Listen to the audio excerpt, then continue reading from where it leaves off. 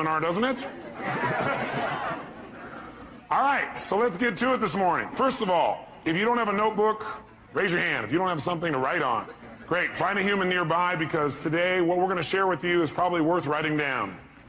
So you want to definitely capture it. Years ago, I met a very, very successful man. He taught me something I never forgot for the rest of my life. He said, Tony, whatever you do in your life, whenever you find you're going to go someplace where there's some great ideas, some great resources, he said, always make sure you take a pen and paper. He said, because what you want to do is you want to be able to capture those ideas and cement them to paper so you can review them in the future. In fact, what he got me to do was to keep a journal, and I would highly encourage you, by the time you come to the next management session, or maybe even during a break today if you wanted to get yourself a hardbound journal. Hardbound journal meaning not a loose leaf. And you can get those in all kinds of stationery stores, some religious bookstores. And the bottom line is, if you keep a journal, you don't even write it every day, but when you get thoughts or ideas, you capture it there. You can't believe what'll happen. You'll start to accumulate a wealth of knowledge and ability and skills and resources that not only will help you, but you can help other people as well. I've been keeping journals myself now for about a dozen years. And I go back and review my life, and it has two real values, I think. One is, it gives you a chance to really see how much you've grown. Because how many of you have kids? I'm curious. How many of you have somebody come up and say, boy, your kid's really growing? You go, really? Because you're so close to them, you don't notice it as much. How many have found that to be true? Guess what? It's even worse with yourself. Sometimes we don't give ourselves credit for the amount that we're growing, but I'll tell you one thing, if you keep a journal, it won't be hard to see how much you're growing. Because you'll see the kind of goals you had back then, the kind of things you thought back in those days, and you'll begin to see the evolution of your growth. Also, I personally believe that if life's worth living, it's worth recording. And it's an incredible gift to give to your children, because someday they get to know exactly how you were at different times in your life, and they get to learn your lessons without having to go through it. So I highly encourage you to do that, but as a very minimum, let's make sure we take notes. You guys ready to crank? Thanks. Let's do it. So this whole weekend is about connecting and communication. Really, it's about communication and relationship, how to make everything more worthwhile. And the technology that we're going to share with you this weekend has a unique name. We call it reality bridging. Reality bridging. I'm going to make you go into a deep trance trying to figure out what that means, right? We're going to clarify it for you. But reality bridging, it's the technology of vital communication and true freedom. Because what you're going to find is, you're going to find there's going to be a vitality in your communication when you start using the techniques we're going to teach you.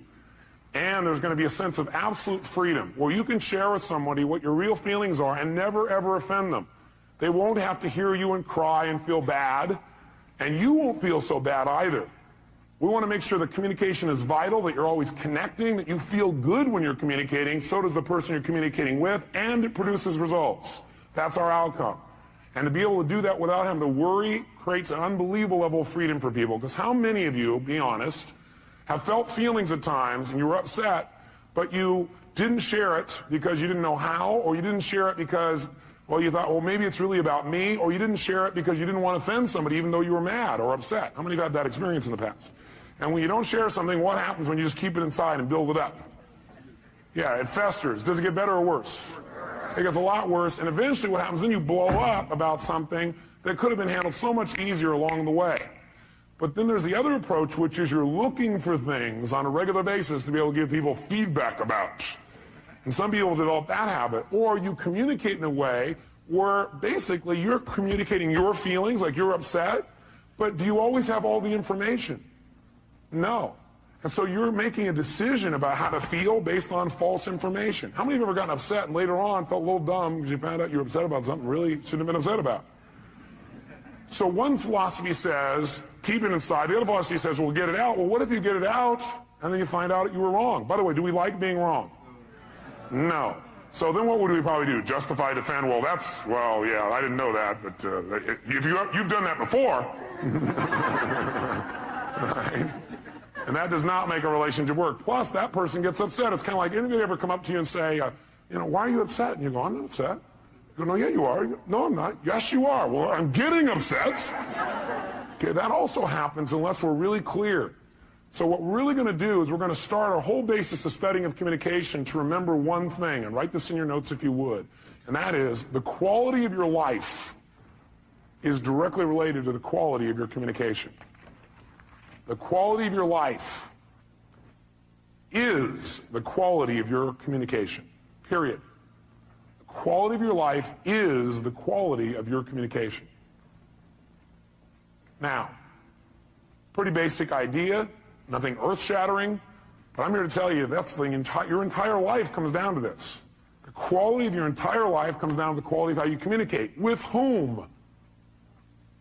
No. With whom first do you think it determines how you... That's right. The quality of your life starts with the quality of how you communicate to yourself. That's where it all starts.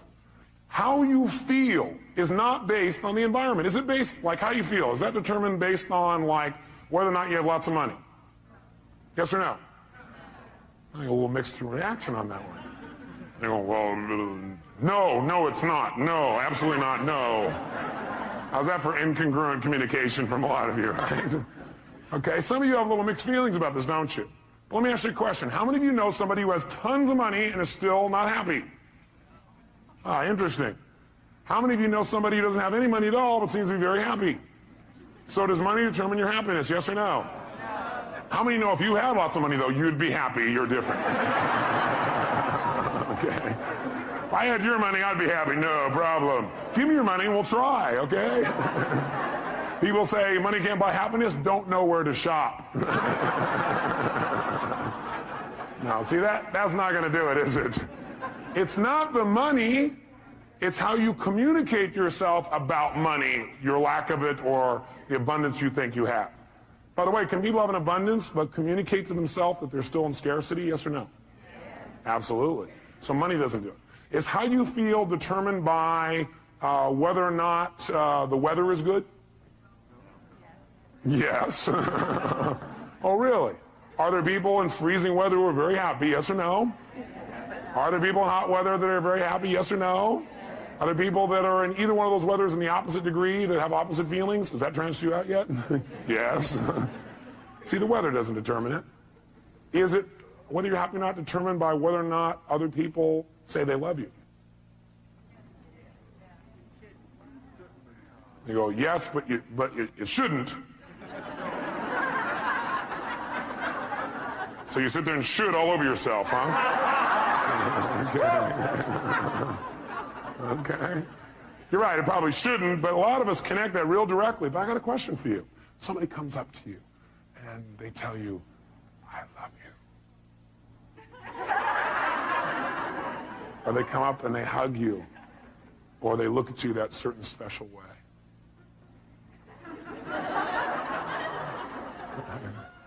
Or they kiss you passionately. And you have these feelings inside. You begin to come to attention, gentlemen.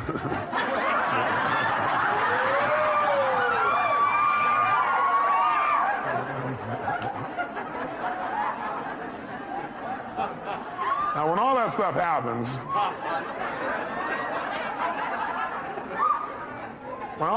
happens, my question for you is, wait, what made all that happen? Was it really the kiss that did it? Oh, yes, sir. No, I don't think so. If that's true, kissing your dog would get you excited. It wasn't a kiss. It was the meaning you associated to that particular moment when tissue touched tissue in that unique way. That's really it, isn't it?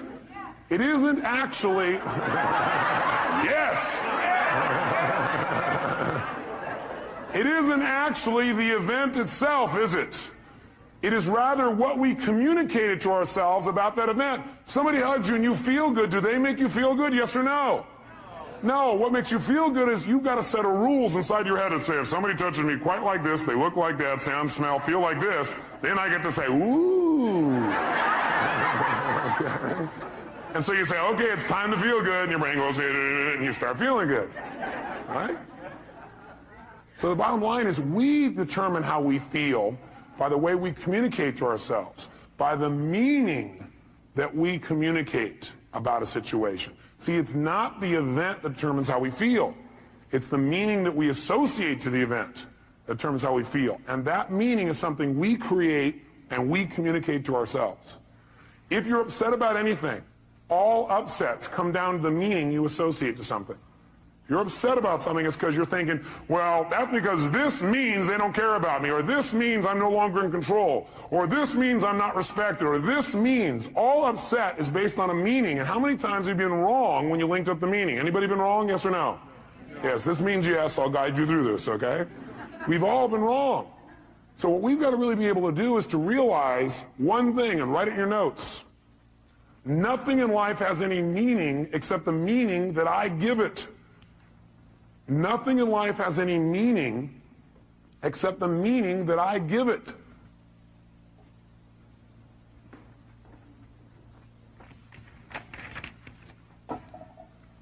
Nothing in life has any meaning except the meaning that I give it.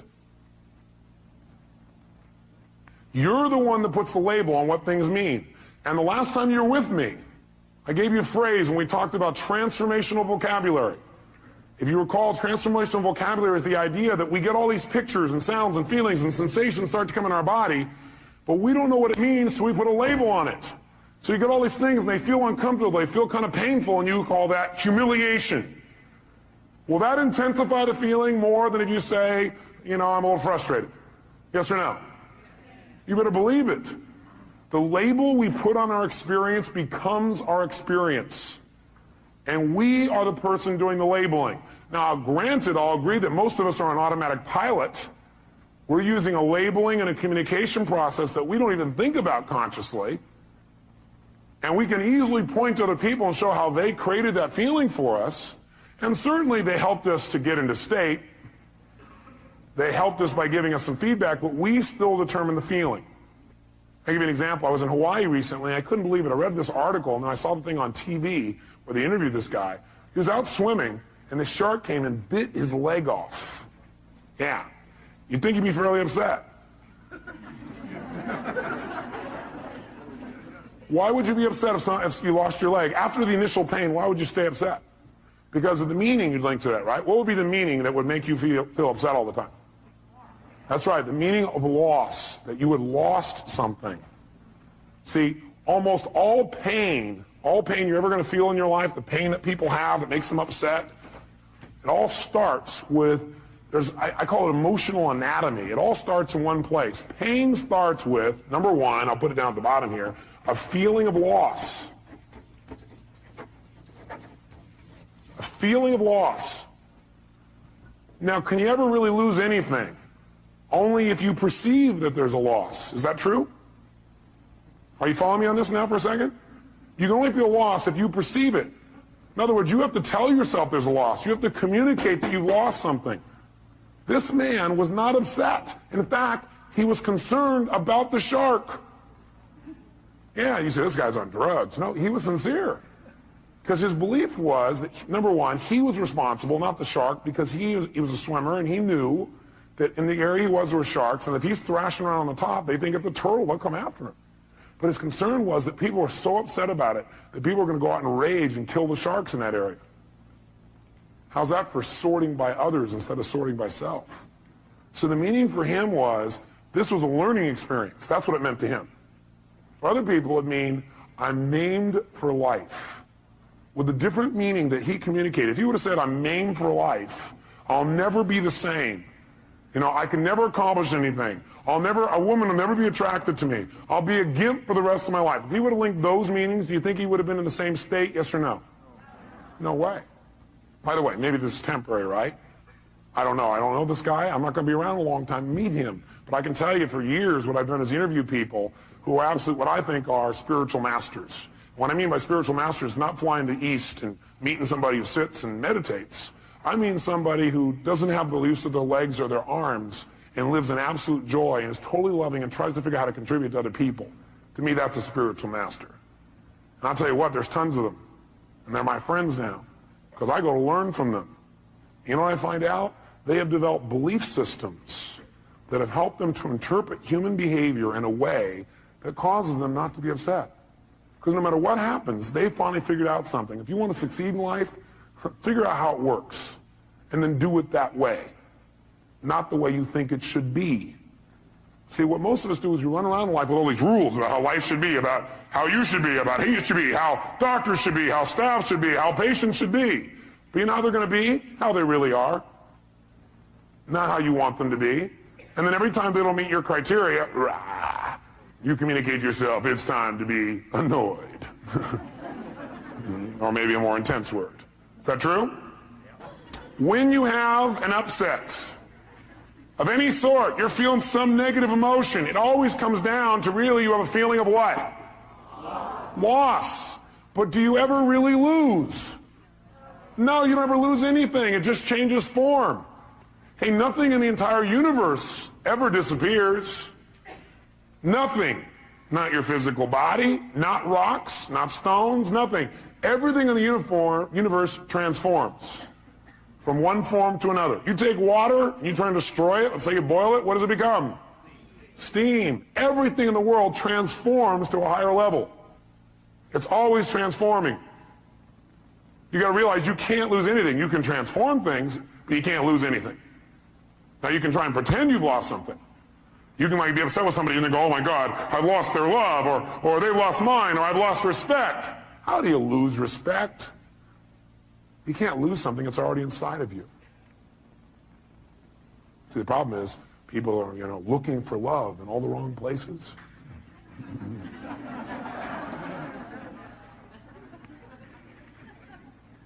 Love is not something you have to go looking for when it's where you come from. A friend of mine said that, Michael Hadley. I thought, wow, what a great thing to remember. Love is not something you have to go looking for when it's where you come from.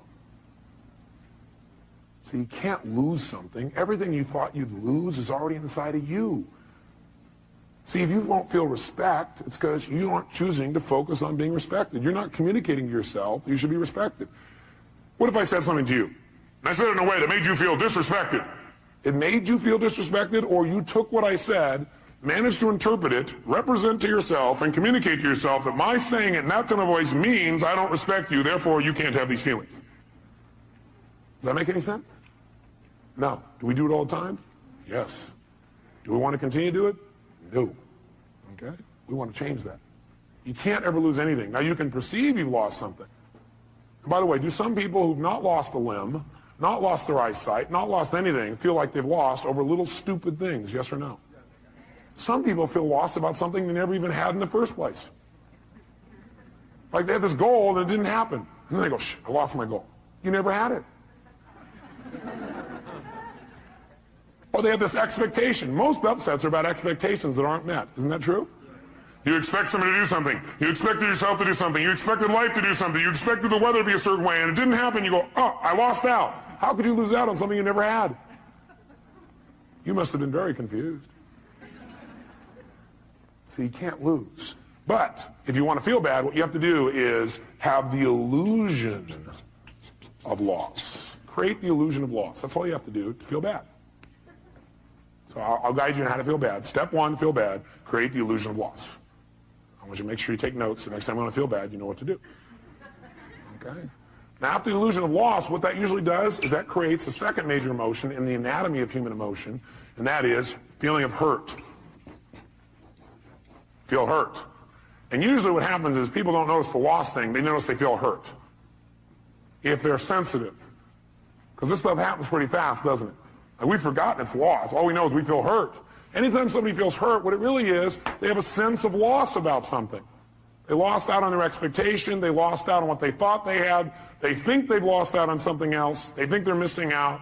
They think something has changed. They think they're losing something. And they feel bad. They feel hurt. How many have felt hurt in a personal relationship? Great. Tell me, raise your hand and tell me, what did you feel hurt about? Give me an example. Yes, sir. You felt hurt about dishonesty, meaning you felt this person had been dishonest with you. Now, are we absolutely certain that this person was dishonest, that he felt that was dishonest? Yes or no? Is it possible this person was not dishonest, but rather he interpreted their behavior as dishonest? Yes or no? Yes or no? Yes. I had a conversation with my mom not long ago. I couldn't even believe it. She was like all hurt. She said, I'm really, and she went to the next level. I might as well tell you what it is. Most people, by the way, don't stay in hurt. They manage to immediately amp up into anger. Is that true? That's right, and that's the third emotion. So if you're angry, what you really are is what?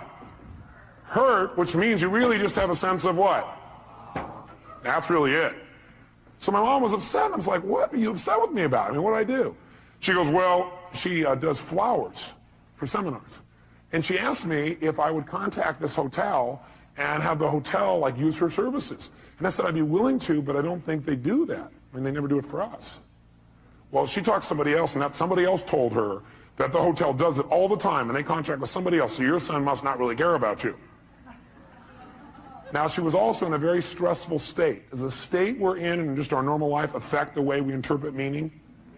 Yeah, she was stressed about a bunch of other things, so while she's in a stressful state, somebody said this to her, and she went, oh, my son, he just thinks I'm a pain in the butt. He just wants to get rid of me. He must be ashamed of my work. He must not like my flowers. She created all this wonderful stuff. Can we create all kinds of shit in our head? How many are good at creating shit in your head? Okay. All right. Good. I am too. We all are. I'm not picking on my mom, trust me. Oh boy, it's on video. Now I'm really in deep shit. She taught me everything I know. She did teach me a good deal of what I know. Gave me a great foundation for my life. Point is, though, seriously, is she's all upset, and she thought that I had lied to her. Now, first of all, when she said I had lied to her, what do you think happened to me? Like, me, honesty is one of my highest values. I'm probably too honest. I tell people everything. Right? What? Right? The fact that she questioned my honesty. How many of you, somebody questioned your honesty, and you know you're honest? I mean, that really upsets you. What do you think I got when she said that? Angry. How could you say that? And plus, I just did all these things for you. And I started remembering all the stuff I was doing for her, and I said, I have never lied to you in my life. Well, maybe when I was a little kid, but not since then. I said, what are you talking? I can't even believe that. Why was I angry? Because I felt what by her statement? And I felt hurt because I had a sense of what? Loss. And my loss was, how could we lose that connection of knowing who each other are? When my own mom. I mean, I'd do anything for her. I just got done doing this unique thing for her that, I mean, blew her out of her shorts. She didn't ever expect it. Right? Blew her out of her shorts. Interesting picture.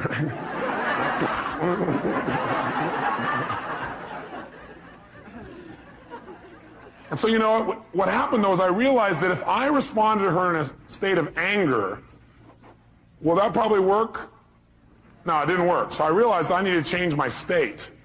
And I asked myself a question that helped me a lot. The question I ask is, what's probably going on with her that makes her treat me this way, or treat people this way, or respond this way? Instead of, how dare she? Why? How can she treat me this way after I've done so much for her, which would do what? Make you more what? Upset. Different question I asked, I wonder what's going on with her that's making her respond this way. I wonder what she's stressed about. And I asked her, and she told me, she apologized, and just dropped right away. I'm here to tell you a belief I want you to remember for the rest of your life, that if all you do is remember this out of the whole weekend and really remember it at the right times, it'll change the way you communicate with other human beings. And the belief is this: then in any communication with another human being where you get a response from someone, in any communication with another human being and you get a response from someone, that response is either a loving response or a cry for help. In any communication that you have with another human being, where they give you some kind of response, they respond to you in some way, and that communication is either a loving response or a cry for help. That's it. Those are the only two kinds of responses. So one more time. In any communication with another human being, and they respond to you, they communicate to you, they react to you, they respond to you, that reaction, that response, I don't care what it looks like on the outside or what it seems like, it's either a loving response or a cry for help. Which one do you think my mom was doing in this situation? Was that a loving response or a cry for help? It was a cry for help, and help is saying, I'm feeling what? Hurt because I have a sense of what? It may not be true, but that's what I feel, and that person's a cry for help. Now, how do most people respond to a cry for help? With another cry for help. Is that true? How did I first start to respond to my mom? She's angry with me. She doesn't have a right to be angry. How could she do this to me? What's going on? I get angry back. So I respond with a cry for help. How dare you? How can you say this to me? Don't pull this crap on me. Look what I do for you. What kind of crap is this? Interesting. So when two people are yelling at each other, crying for help back and forth, who gets helped? Nobody. So you know what happens? The anger doesn't stop. What happens is the anger goes one place. Either it starts going out to other people and becomes resentment, which builds, and that resentment may be expressed or not expressed. Usually resentment is expressed non-verbally to other people, and some people do it by taking their resentment and they express it by what they call confrontation, and they actually feel good about it.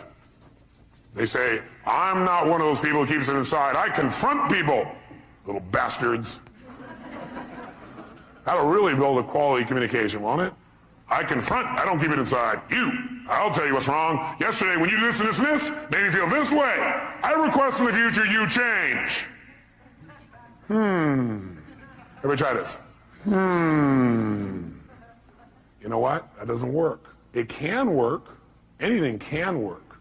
The tone of voice you use is going to play a bigger role than what you say. How many would agree? Your facial expression is going to play a bigger role than what you say. How many agree? And somebody else can sit there and listen to you and say, yes, I'll abide by your request, but inside they're going, oh. Okay, that's not communication. That's not quality communication. We want to change and enhance our format. The other thing we can do is when we feel anger, instead of resenting and confronting, we can just keep it inside. If we keep it inside, usually what it becomes is depression. People are depressed, they don't even know why. The reason people are depressed, they feel like they're not in control. Like things are happening they're not in control of. They're not able to communicate and get control of their life. And a lot of times depression is directly related to the fact they've kept this anger inside and these upsets, and they haven't expressed them, they become depressed. How many can relate to this? Not you, but other people you've seen in real life. I thought so. So the bottom line is, what we've got to do when somebody responds to us with a cry for help is give them what kind of a response? Which of the two responses should we give somebody when they give us a cry for help? A loving response. Is that always easy to do? No. What it requires is you to remember that no matter what it looks like, they're just really crying for help. Somebody's angry. How dare you do this to me? You go, how dare you do this to me? You guys are crying at each other.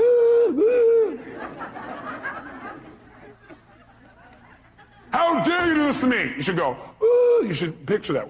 How dare you do this to me? You son of a...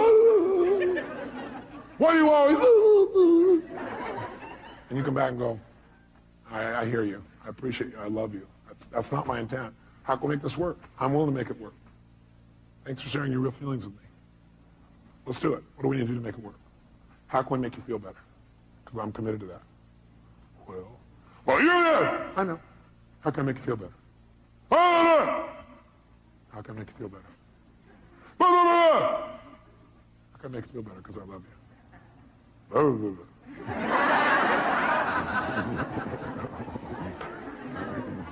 How can I make you feel better? I'm willing to do it. What is it going to take? How can I feel it? What will it take? Let's do it right now.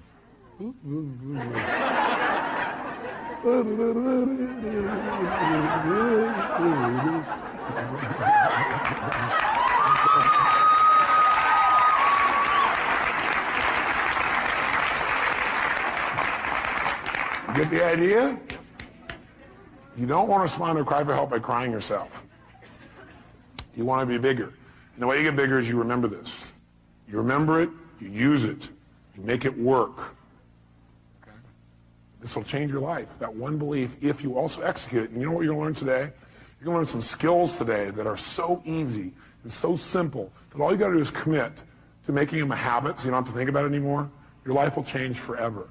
Your personal life, the way you communicate to yourself, your practice, your team, and most of you are already so bonded, you're incredible. But is there always a deeper level that we could pursue, yes or no?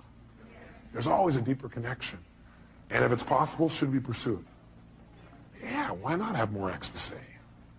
Why not be closer? Why not be more loving? Why not be more connected? Why not do more? Why not create more? Why not make it happen? Why not? Why not us? Why not now? That's what we're going to do this day. So get the feeling for what it is. It all comes down to meaning. We change the meaning, we change it all. I'll give you an example too. When I was on my first book tour, this woman calls me up on the phone, right, on the radio, and I love doing the radio responses. I love like real fast, being able to help people. So this woman calls up and she goes, Mr. Robbins, she goes, I've tried everything. I'm so upset. I'm depressed all the time. I've been depressed now for 7 years. I said, gosh, how have you accomplished that? What? I said, how have you accomplished that? I mean, that's pretty amazing. I said, are you depressed even when you sleep? She goes, when I sleep? What I'm doing is breaking her what? You remember? Pattern, interrupting her pattern. That's all you got to do. If you respond to people go, oh man, I'm sorry you feel that way, and that's not enough. Sometimes you got to interrupt the pattern, tease them, and be loving, but tease them. Because if you just go, oh, it's okay, they're getting a lot of feedback. They're being rewarded for feeling bad. Is that true? So you got to be careful. You got to be loving, but you got to be fun and loving. So that would be my response. A loving, fun-loving response. An outrageously fun, loving response. That'll break their pattern. Do something they don't expect.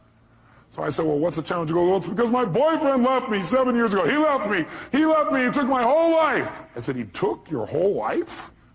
Because, yeah, I gave him everything. I said, everything? You kept your voice, I hear. So, well, you know, he gave me everything. My whole life's run forever. Why is she in pain? That's right. She feels tremendous depression, actually, because she's been angry, because she really felt what? Hurt. Because she has a sense of what? Are there people who end a relationship and don't feel a sense of loss? Yes or no? Yes, because you have to tell yourself it's a loss. You have to communicate it's a loss. How many found that in the past what you thought was a loss was actually your gain? But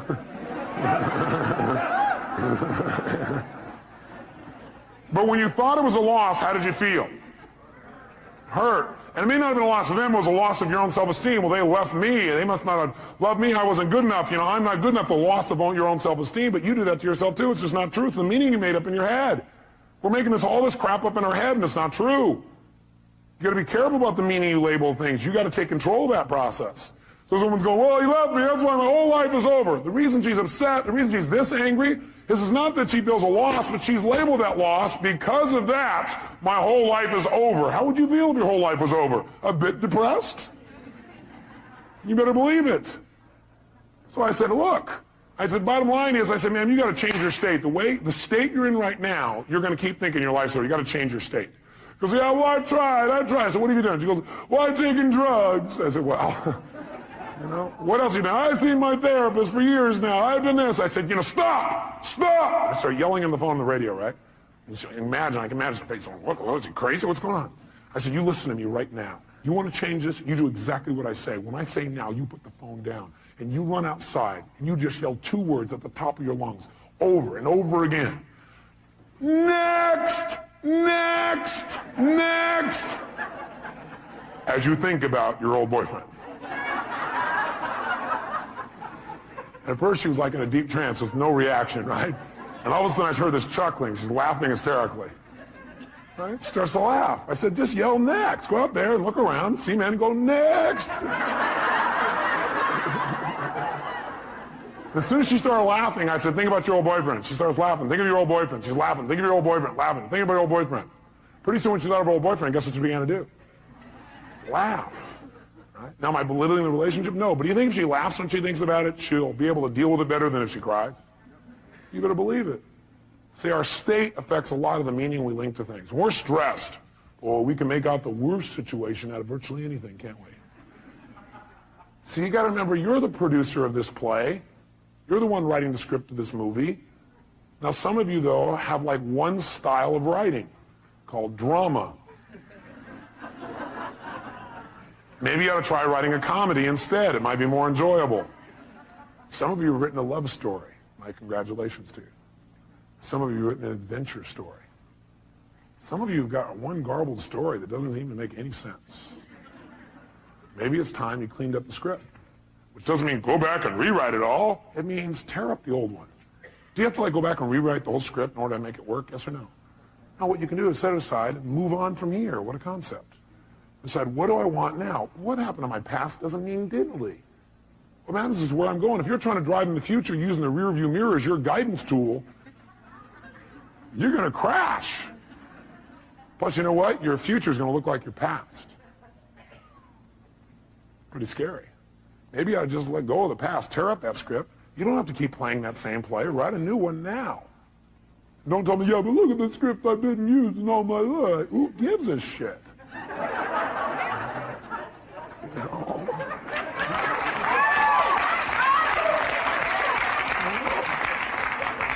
Put it in the circular file and write a new one. You know, be spontaneous. Maybe you want to write some of it along the way. Maybe you don't have to have the whole thing planned out, every detail, know exactly what's going to happen, when it's going to happen. And then you won't be so upset when it doesn't go the way you wrote the first version of the script, called your expectations in your head. Maybe then you'll go, well, this script is kind of a guideline. It isn't like my absolute must or I'm going to be peeved. Maybe that would help things a lot. See, the whole key is the quality of life is the quality of communication. Number one, with yourself. Because nothing has any meaning except the meaning you give it. And the meaning you give it is going to determine how you feel. How you feel is going to determine what you do, and what you do is going to shape your destiny. See, if I interpret this means this person doesn't love me, then now all of a sudden I'm going to feel lousy about it, and I'm going to do things either verbally or non-verbally to get back maybe. Or, at the very worst, I'll withhold my emotions because I don't want to be hurt again. And does that withholding make my relationship better, yes or no? No, and now all of a sudden we start to drift apart. And now I start doing things that will change my destiny and separate me from somebody I really love and somebody who really loves me, all because I made up a bunch of crap in my head. Nothing has any meaning except the meaning you give it, bottom line. And so if we want to change our lives, we really want to make things work, make sure I remember this, write it in your note. It's not the event, it's what we do with it that determines the quality of your life. It's not the event, it's what you do with it that determines the quality of your life. And what we do with it is what we do with it inside of our head. It's not the event. It's what we do with the event that determines the quality of our life. What do we do with it inside of our head? We can take things that destroy other people and cause them to make us better. This whole seminar today you're going to go through is a result of me having an event that was not pleasurable last night. Especially since I was exhausted, I had no sleep. That also amplified my feelings about the situation. And then what happened was I asked myself a question. How can I use this? What's great about this? I was not feeling it was great. How can I use this? What's great about this? My brain started saying what's great about this is it means what we tried to do before this wasn't making sense. We almost had it, but it wasn't quite there. So what's great about this, I found that out because I want to share with you the best. What's great about it is I can use this intense emotion to see what really will work in the most intense feelings I've got. Wow, what a great deal. See, it's not the event, it's what you do with it. And remember, the meaning you associate or assign to something, the meaning you associate, right, put in parentheses, or assign to something, determines how you feel and what you do. So the meaning you associate or that you assign to something determines how you feel and what you do throughout your life. Determines how you feel and what you do throughout your life. Bless you. The problem is, are you communicating to yourself in a way that's empowering or disempowering? And what would you say a good deal of time it is, probably, if you're not totally happy? Disempowering. So the problem is not the event. The problem is the meaning that you're associating to things that's affecting your actions throughout your whole life, determining your destiny, is probably disempowering a good deal of the time. If you're not happy. If you're happy, you're probably assigning a lot of empowering meanings, aren't you? You've come up with some core beliefs and ways of looking at the world that really help you. Help you to evaluate things in a way where you're really in charge, or you're not in reaction. So if we want to really take control then, we got to remember what I've already said. Nothing in life has any meaning except the meaning that we give it. So for example, the doctor raises his voice, says, please give me this. Or maybe he doesn't say please, he says, get me this. He doesn't say the word please. What does that mean? Scumbag doctor, that's what it means. It means he doesn't respect you, right? It means he doesn't care about you, right? Isn't that what it means? If you're upset, that's what the meaning you've attached to it is. How many would agree? What else could it mean? He's angry. If he's angry, or he's stressed, or he's frustrated, does that give him a right to snap at you, yes or no? No way. We're not making him right. We just want to know what it really means first. Does that make sense? How many of you have ever screwed up? Can I see a show of hands? How many of you have ever snapped at somebody and had nothing to do with them? It was just your state. You were so stressed about something else. How many have done this even with people you totally love, like your children? Everybody together, ready? I'll try it again. Very nice. Just think about that. Now, when the doctor does that, instead of going, he has no right to do that, you're right, he has no right to do it. You're absolutely right. And you need to help him so he doesn't do that anymore. You need to help him, not make him wrong. If you make him wrong, is that going to enroll him in not doing this again, yes or no? Doctor, when all of a sudden you keep asking your staff and they don't deliver something you need, does that mean they're incompetent? Mean they don't care? Mean they're not as committed as you? You're working to the bone, you don't have any time? You're not even getting paid, they're getting paid, they must not care about you. Is that what it means? No. What might it mean? They're overloaded, they're overworked. You beat them to a pulp. They don't want to talk to you because you've been real mean and hard to be around. They're trying to avoid you and stay out of your way because they're afraid they're going to set you off. Oh. I noticed that was a doctor that was laughing. Huh, ma'am? Is that possible? But see, which meaning you assign will determine how you feel and how you treat people. Isn't that true? And it doesn't just stop there. It continues. Because the truth is, most of you don't communicate all that you feel, and it's a good thing. Because words spoken in a moment of anger, some words like that are never forgotten. Now, that's not true. You can forget them, but people think, I'll never forget that. They keep telling them, I'll never forget that. I'll never forget that. I'll never, never. I will not forget that. And they work real hard to remember it. But how many of you have forgotten your own home telephone number, address, or how to spell the word the? So you can forget, can't you? Yes. Actually, forgetting is a very useful tool. I may want to teach you before the weekend's up the power of forgetting. Not forgiving, forgetting. Ready?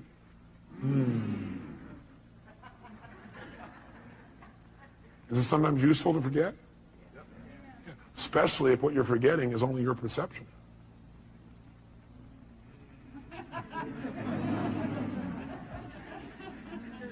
Especially since your memories are nothing but myths anyway. Because if you asked my mother, I bet she'd have a different story. True? That's right. See, the bottom line in life then is we've got to make sure that we assign a meaning that empowers and doesn't disempower. By the way, we don't really know for sure what the meaning is unless we ask. By the way, do we always have to ask? No. Sometimes we can hallucinate that people are coming from the best place. How often would it be useful to hallucinate that people are really coming from positive intention? Yes. See, if you question my behavior, I can probably deal with that. But if you question my intention, that is going to really hurt me. Because I'm going to go, don't we have a relationship? Don't you know who I am? But that's probably not how I'm going to respond. I'll probably respond with a cry for help by being pissed off that you could ever question my integrity or my intent or whether I care about you. I mean, how can you do that after all I've done for you? And then people start justifying and noticing all the things they've done for you. Then they get really even more mad, amped out. Is that true? Okay. So what we've got to really do is we've got to say, okay, I don't know what the meaning is. I'm not sure what the meaning is. But I'm sure that the intent is positive. The person's either stressed or something else, but I know who they are. I remember who this person really is. The moment doesn't matter. This too shall pass. Is that true? Unless I decide to try and hang on to it, not let it pass. Have you ever tried not to let something pass? It gets to be painful after a few days.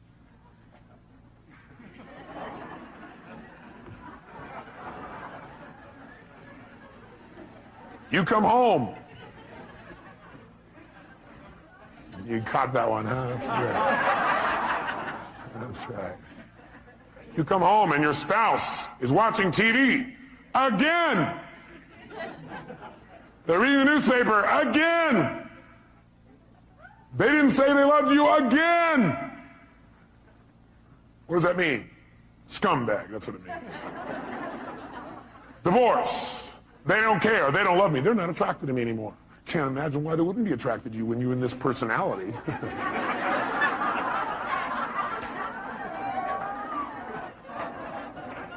Probably looks at other men, looks at other women. Can't imagine why when they get to come home to seeing you in this unique state.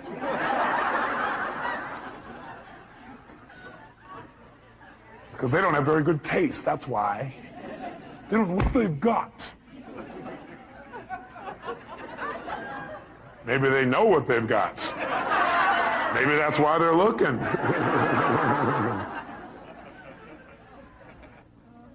The meaning we link to things determines our actions, therefore our destiny. I've already shared that with you. The key then is to choose empowering versus disempowering meanings. The key for us from now on is when something happens, we're going to probably have a reaction, and after we're done with our little reaction, we should sit back and say, what's a more empowering way of looking at this? What might be a more empowering way of looking at this? What else could this mean? Because I choose the empowering one. I may be wrong. Is it possible the person really is a scumbag? I guess anything's possible.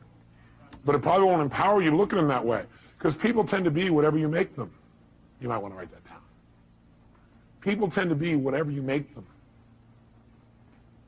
Pretty important frame. And I want you to remember this. Write this in your notes. Whatever you look for, you will find. Whatever you look for, you will find. Whatever you look for, you're going to get. And by the way we look for things is we ask questions about people, about our life, about ourselves. That's how you look for things. The way you direct what you focus on is ask a question. Very quickly, look around this room as fast as you can. I want you to notice everything in this room that's brown. Quick, everything that's brown, brown. Clothing, people's hair, floors, anything brown, brown, brown. Only brown, brown, brown, brown, brown, brown, brown. Close your eyes. With your eyes closed now, tell me everything in this room that's red. Raise your hand if you see a lot more brown in your head than you see red. Raise your hand. Open your eyes. Look for red now. See everything you see in this room that's red. Red, red, red. Anywhere you can see it. Clothing, people. Anywhere you see red, red, red, red, red. Look around. Red, red, red. How many see a lot more red now? Raise your hand. Guess what? You get what you look for. And I got you to look for it by asking a question. That's also how you get yourself to look for things, by asking a question. Like, what's wrong with this person? And you know what? If you look, you'll find what's wrong. There's wrong. Look, there's what's wrong with them. Why are they such a scumbag? You say, okay, why? All right, here's one reason, here's another, here's another. How come I can never succeed? Well, let's see here. You look inside, you say, oh, yeah, these suspenders aren't the right level. Yeah, this here, yeah, my childhood, yeah, I got all the reasons. We get what we look for. Can you find somebody who's horrible, and could you find something good in them if you look for it? Yes or no? Yeah, because you're the one that determines whether it's good or not anyway. Isn't that true? Could you find something good in Saddam Hussein if you wanted to? I'm not saying we should. Right? If you wanted to, could you? Do certain people think he's good? Yeah. People say, hey, he's gotten back our land. I don't necessarily agree. But you don't have to agree to be able to appreciate. Is there a difference? Yeah. You can appreciate somebody's view even if you don't agree with it. You can appreciate that for them that's true. You can appreciate that they have a different reality than you have about something. Most of us think we all have to share the same perceived reality. Now, sure, we share the same physical reality, but physical reality is not what most of us experience. We experience a perceived reality we've made up in our head. Isn't that true? And so do you remember what the title of this technology is? Bridging realities. What we're going to want to do is build a bridge between our reality and somebody else's so that we can connect and have a relationship. We don't have to make them live in our reality. We don't have to hold our reality as their absolute. We can create a bridge. And by having that bridge, we can exchange information between our two cities, our two communities of emotion, our two communities of understanding. We can create a connection. We're no longer separate. We're connected. And we can share. We can have our own identity and feeling. We can also connect and share. There's no limit. We can do it at any moment. All we have to do is choose to cross the bridge. That's all we got to do. Bridge the reality. And we're going to show you how to do that with people for the rest of your life. It'll change your life like few things you've ever learned in your life. And it'll be so simple, it'll be a joke. But it starts with this basic philosophical understanding that the way you feel is based on the meaning you give things. You are the one giving the meaning no matter what, even though it feels like somebody else. And the question is, are you doing an empowering meaning or a disempowering meaning?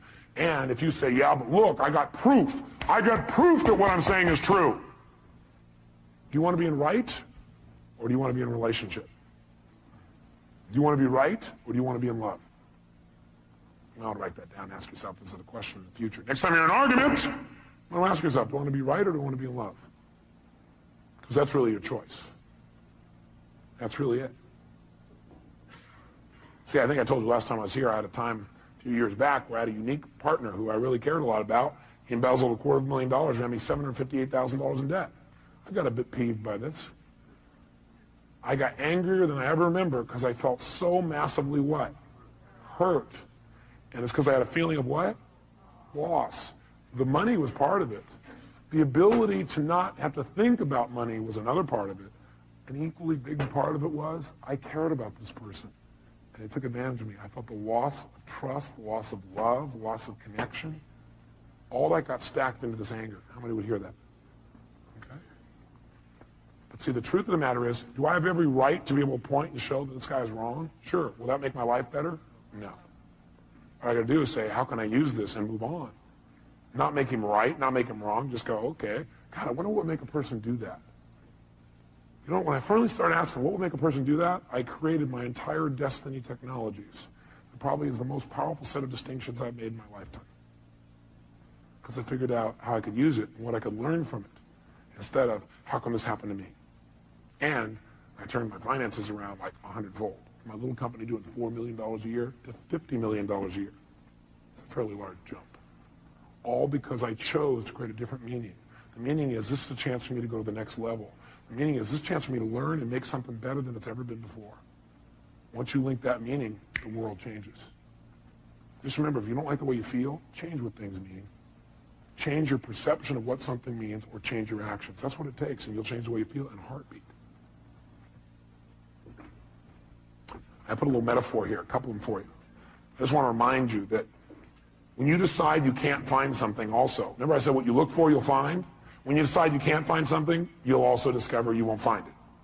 Because whether you believe something's true, whether you believe it's not, you're right. How many have had the experience of having somebody say to you something like, can you find me the salt? And you think to yourself, hey, would you go in the cabins and get me the salt? And as you're walking there, you're thinking, I don't know what the salt is. And you walk up there, you open up, I don't know what it is. And you really do look, don't you? You really look. But you already have this belief that says, I can't find the salt. So what happens? A few minutes later, you go, it's not in here. They go, what are you talking about? It's right there on the shelf. You go, no, it's not. They walk in, they walk right beside you, reach right in front of your face and go, what is this? And what is it? How many have had this happen to you? Now, the salt wall's already there. You said, Tony, what I look for, I'll find. Yes, what you look for in earnest, you'll find. See, what you really want the answer to, you'll get. But you go, why am I so happy? But you really don't want to know the answer, you're not going to get the answer. Or what's really great about this person? You won't get an answer. It's only what you seek for in earnest. If you don't look for something, you won't find it. You're right. If you don't commit yourself to finding it, you won't. Good thing for you to remember. What do you do when an upset happens? Well, let me give you an example of what I learned from racing school. Changed my whole life. I race cars, formula cars. And so I went to several different schools, by the way, to do this. And I'll never forget, in my first school, the first thing they really taught us at this one school for racing is they said, the first thing you got to do is you got to know how to recover. You got to know how to recover before anything else. How to drive a car, you guys know how to do. How to go forward, you know how to do that. What you got to do is learn how to recover when you hit the skids in the road. Because if you don't know how to do that, your racing career is going to be rather short or rather painful. And most of you are trying to race through life. And a lot of you are having a rather painful time because you don't recover very well. Or you recover, but in the process of recovering, you smash in everybody else's car along the way. And that makes the next trip around a little resentful for the people. They see you coming by, they kind of avoid you a little bit, going, I'm not getting too close to this doctor, this staff member, this person, this accountant, this secretary, this telephone person, the person around the calendar. I'm not doing that. Because if I do, they're going to smash me up too in the process of them trying to recover. So what they do is they put you in a skid car where they make you go through the process of about to crash, where they knock you off track. And what it is the skid car, they've got a little computer. And they fire off this computer, and what it does, it has a little lift, and it lifts one of your wheels, and you never know which direction or when. So you're screaming around the track, screaming, screaming, screaming, screaming, and you're not doing full speed, like 140 miles an hour. They start you a little slower, like we're doing this morning. And you go about 60, 70 miles an hour. But 60, 70 miles an hour on a track's pretty intense, and you're going right for a wall, and all of a sudden, you start to skid out of control. And what they tell you in advance is that what you got to do is when you start to skid out of control, there's only one key. Look where you want to go. Focus on where you want to go. Do not focus on what you're afraid of. Now, what do people do in life? We focus on what we fear, and we get more of whatever we focus on. That's what they tell you there. They say, look, whatever you focus on, that's where you're going to go. Whatever you focus on, you're going to get more of. You focus on the wall, you're going to get a lot of wall. Real fast, you're going to crash. What you immediately got to do is focus on what you want, not where you think you're going, not where you think you are. If you're not where you want to be, if you're not where you're wanting to go, focus on where you want to go. Immediately, don't hesitate. They said, now what you're going to have to do is when you do this, it won't feel like it's working at first because you'll still feel like you're going into the wall. Because what happens, you have so much momentum in that direction that even when you focus on where you want to go, there'll still be a little bit of momentum in that direction, and there'll be a little bit of a lag time before the car turns. So don't, because you don't seem to be turning, turn back and look, because you do, you're going to go right there and crash. Keep there. You have to use that F word. What is it? Faith. So what happens is you turn, you're going in, and what does most people do? First of all, most people don't even turn. What do I do the first time? I'm screaming along, all of a sudden I start going to control and go, ah! I'm looking right at the wall. My instructor last minute saves my life by grabbing my head and going, and pulling my head physically in the direction I should be looking, which is directly 90 degrees opposite of where I was going, right? I'm heading for the wall. This is where I need to look. So we're all about to crash, and he goes like this, and he's pulling my head over here, and all of a sudden I'm going, oh, and I want to look back, oh, when are we going to be, oh. And the last second, it turned away. And I went, oh my God, my heart's beating out of me. I said, maybe I should try a different sport. I thought, now this is a good metaphor for life, so let me do it again. So I go out there, and you never know when they're going to do it. You're going. And all of a sudden, I'm starting to love racing again, racing. All of a sudden, I started to go, and you know what I did? I pulled my head. I'm like pulling my head in this direction because I keep wanting to go this way and look at what it is, pulling. And I'm waiting, and sure enough, the car turns just in time. And after a while, you know what you do? Something happens. You notice what it is. You don't stare at what it is. You don't figure out what it is. You don't go, that's a wall. Smacking that. What will it be like to smack that? Ooh, if I smack that, my body will go here. My head will go there. No, what happens is, you see the wall, you know what it is, you only acknowledge the problem long enough to know what it is, and then move on. Know what it is, focus on where I want to go. The minute I can identify what it is, and that's not where I want to go, so I'm heading for it, in the car, and it's like, now you just, you get off it so fast. Focus on what you want, and you'll get more of it. Focus on what you fear, and you'll get more of that. Focus on what you want, and you'll get more of it. Focus on what you fear, and you'll get more of that. Bottom line is, almost everybody in life focuses on what they fear, and that's why they get more of what they don't want. Right? Well, yeah, but what if this happens? What if that happens? If you keep asking, what if this happens, what if that happens, I guarantee you're going to crash. It's only a matter of time. Instead, you got to say, well, what if this happens? What I want. What will happen when I make this happen, what I want? And the more you focus on that, the more of an experience you'll have of what it is that you want in your life, and you'll get it right away. Now, here's the problem. You got to still hang on to your F. What is it? Faith. You know what faith is? Faith is understanding the seasons of life. Life comes in seasons, doesn't it? It's not always the same, but it's still predictable as a whole. How many of you are surprised when winter comes? Can I see a show of hands? No, you wouldn't be surprised. You don't be surprised when winter comes. And are there emotional winters, yes or no? You better believe there are. Are there times when you try to communicate well, it doesn't work? Are there times in the office where it feels a little frigid, a little cold? And that's not just the air conditioning. What happens during a winter? You break out a fire and warm each other up. See, some people freeze to death in the winter. Other people ski. The meaning of winter is whatever you do with it. Isn't that true? There's nothing wrong with winter. What if it was always summer? You go, oh, that'd be great. Oh, yeah? I think you get bored of summer. Plus, you probably get burned. Now, some people get burned in the summer. Some people get tan. Some people swim. Some people go on vacation. Springtime's a great time, too. You get to plant. Fall, you get to reap. You know what happens to some people in life? What some people do is they say, okay, I'm doing what you said, Robbins. I turn, I focus, but it's not working. You're still in lag time. God's delays are not God's denials. God's delays are not God's denials. You're in lag time. It'll catch up. Hey, look, you think it's fall. We're still in winter. Or you think it's fall and you're in spring. Or you've made it to summer, but we're not to fall yet. Don't be so darn impatient. Take on a new prayer. Lord, give me patience and give it to me right now. Be equally intelligent. It's like some people think, okay, I know what I want. I want this seed to be a plant. They stick it in the soil. Then they come back the next day and they go, where's my plant? The soil goes, are you new? That's not how it works. You plant it here, okay? You come back every day and take care of it, right? You make it through the whole spring. Then during summer when it's hot, you got to really, really take care of it because it gets even worse during that time. And you make it through all those seasons. In the fall, maybe, more than likely, not always, but most of the time, you will have a plant here.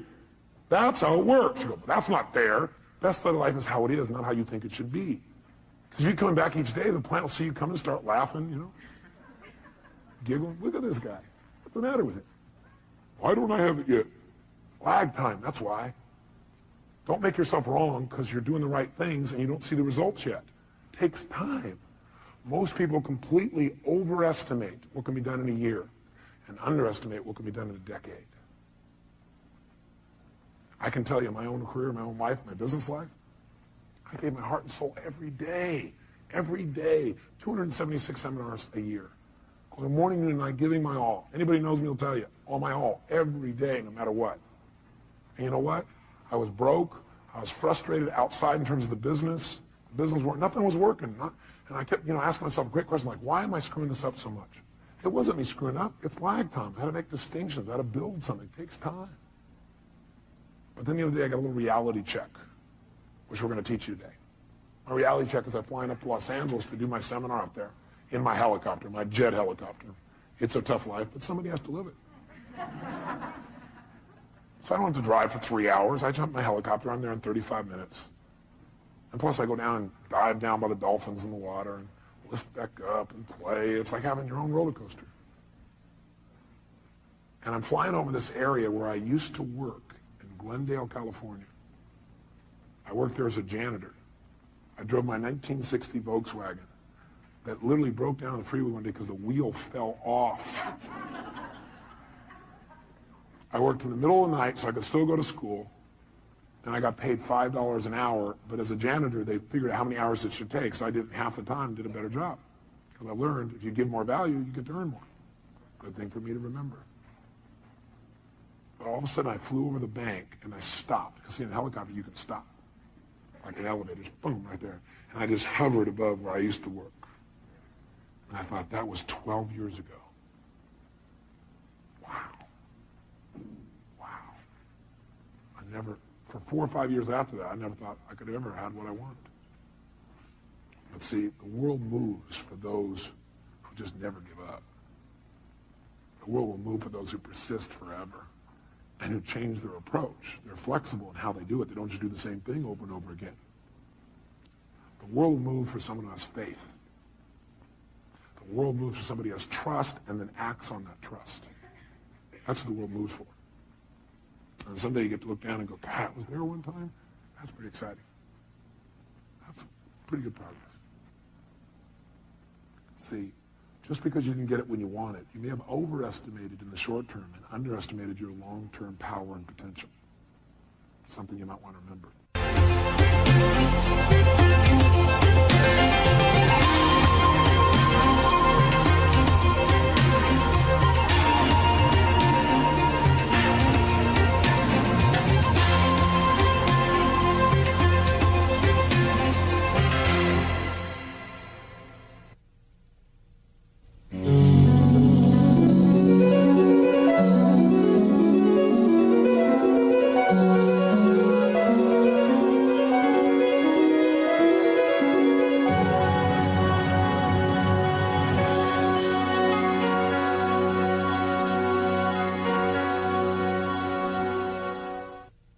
We mentioned something earlier, but I want to make sure you put it in your notes. And that is the state we're in the moment, the state we're in at any moment, powerfully impacts the meaning we associate to something. The state we're in the moment powerfully impacts the meaning that we associate to something or that we assign to something. So one way to change what things mean to you is just change your darn state. Is that true? I mean, if you're feeling great, do things just kind of bounce off you that normally, if you're feeling upset, would you change the way you look at them probably, change the way you feel about it? You bet. So we need to really still manage our state. And we talked about that a great deal last session. I want to make sure that that's part of your life's work. Because your life's work is really learning how to live in a way where you spend most of your time enjoying yourself, very little time in pain. Most of your time in pleasure, very little pain. And living your life hopefully in a way where not only do you feel good all the time, but the people around you feel good just by being around you. Because they're around you, they feel a lot less pain and a ton of pleasure. See, that's my idea of success. Success is when you've learned to live your life in a way where you experience tons of pleasure every day and almost no pain.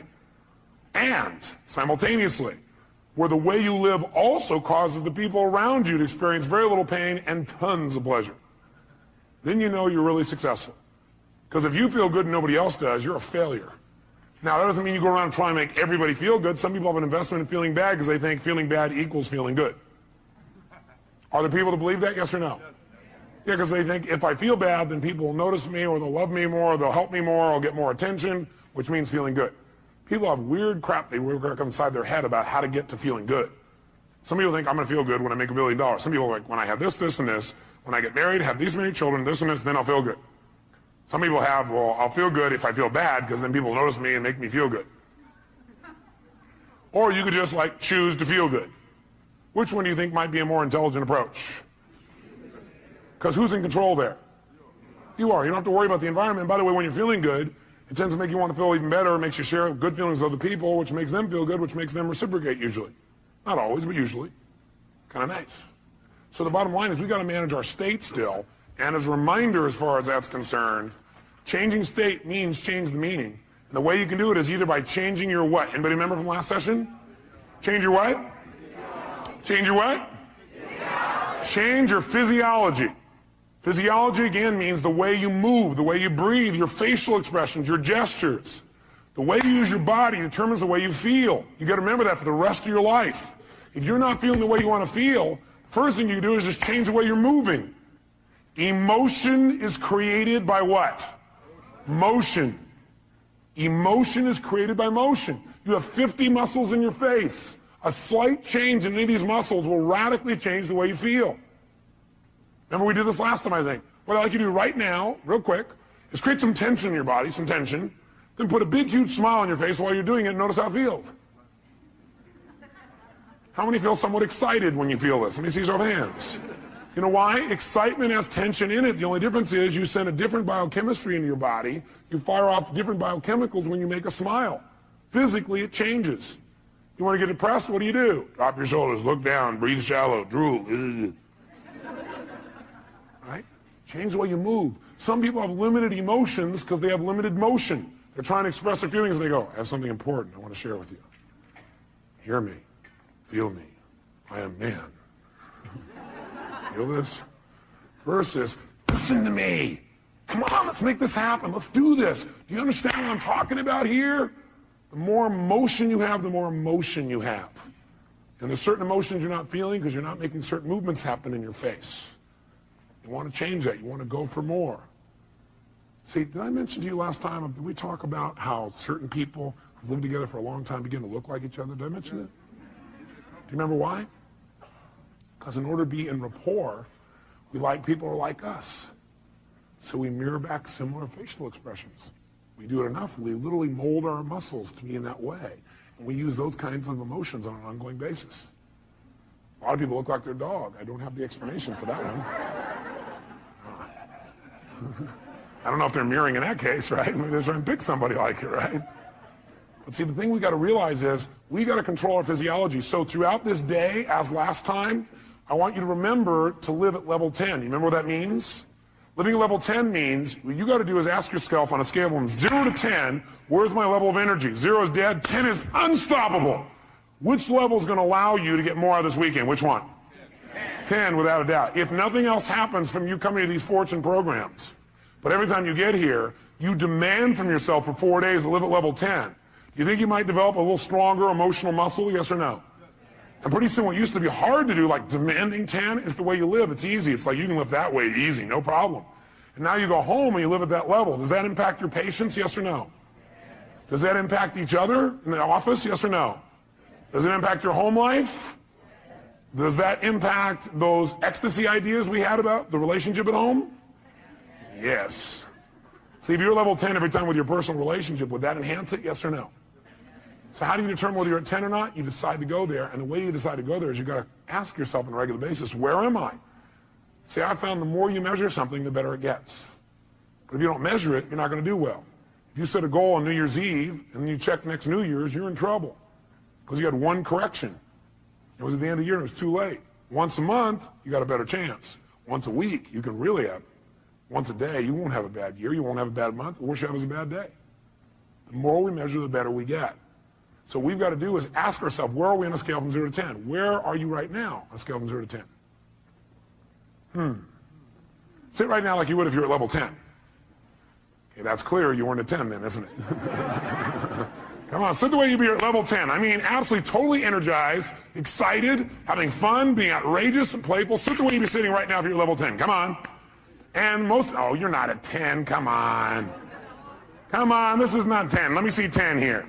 Come on, even more energy, come on. Most of you would probably have to make some noise or do something with your body to get to level 10. Come on, wake your body up. Come on, come on, come on, come on, come on. Come on, wake your body up. Come on. Come on. Come on. Now, this is level 10. Now, go to level 2. And imagine trying to learn at this pace for the next 3 days. Go back to level 10. Come on, go, go, go, go, go, go, go, go. Come on, come on, come on, come on, come on, come on, come on, come on, come on, come on. Now, I want you to commit you're not going to drop below level 8 for the rest of the weekend. Are you willing to do that? Yes or no? Yes, yes or no? Yes. Great. Now, if it's tough to stay at level 10, you want to push yourself to level 20. So just as a reminder, stand up. Remember how we do this? We put ourselves in a yes state. All remember what that means? Good. Then what I want you to do right now is take off your jacket. You have that. Not your blouse, ma'am, just the jacket. And we're going to put ourselves in that yes state. We're going to put ourselves in that state I talked about last time. Remember I gave you a metaphor the last time we were together, a reminder. I said there's a puddle of water here in front of me. And I'm an old person. I come up to that water, what will I do? No, not just walk around it. I'll walk around it and bitch about it while I walk around it. Okay? But if I'm a kid, how do I deal with a puddle? That's right, yes, boom. That's the state we're going in. All those who want to do that for the weekend say aye. If you were in that state and somebody like came along and said, yeah, how do kids deal with that? They go, would that be a healthier response than going, okay. I'm looking for new ways to hiss and get this person. Would that be more healthy, yes or no? Sure, it's more playful, it's more outrageous. Next time somebody is real bitchy, just get real bitchy back. We'll do it funny. Will that break their pattern? Yeah, you might piss them off even more. Well, at least we're moving them in some direction. So when I say now, what you're going to do is you're going to wake your body up like a little kid again. You're going to scream, wait. You're going to scream and yell and be totally outrageous like a kid. If you weren't here before, you'll catch on quick. Then, at the peak of our being totally bizarre, weird, outrageous, playful, seductive, fun, adventurous, and outrageous again, what we're going to do at the peak of that is we're going to go and we're going to clap our hands and say the word yes right at that moment. And when you clap your hands and say yes at that moment, your job is to create more energy, more excitement, more outrageousness than the moment before. We'll do it faster and faster. At the end, we'll do the woe clap. But what I want you to do is go to level 20 on this. On a scale from 0 to 10, you're going to go to level 20. You go, that's impossible. That's why we're going to do it. Because also, once you've been to level 20, level 10 feels like you're relaxing by contrast. Okay, first let's just try the word yes strongly and notice how it feels again. Ready? Yes! Say it again stronger. Yes! Oh, even stronger. Yes! Yes! One more time. Yes! Yes! That feel pretty good? Yes! Okay, good. Now, let's put it all together. Be a little kid again, be outrageous, create some energy, come on.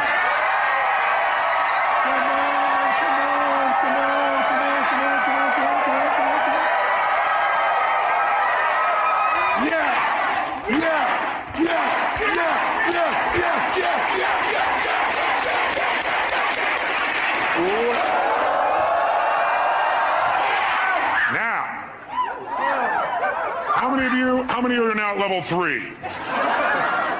Now some of you here for the first time going, what have I gotten myself into? It's a cult! It's the yes cult.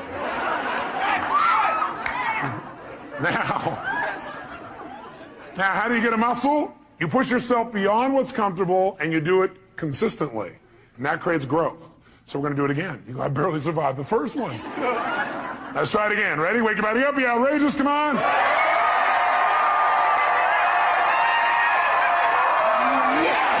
Yes! Yes! Yes! Yes! Yes!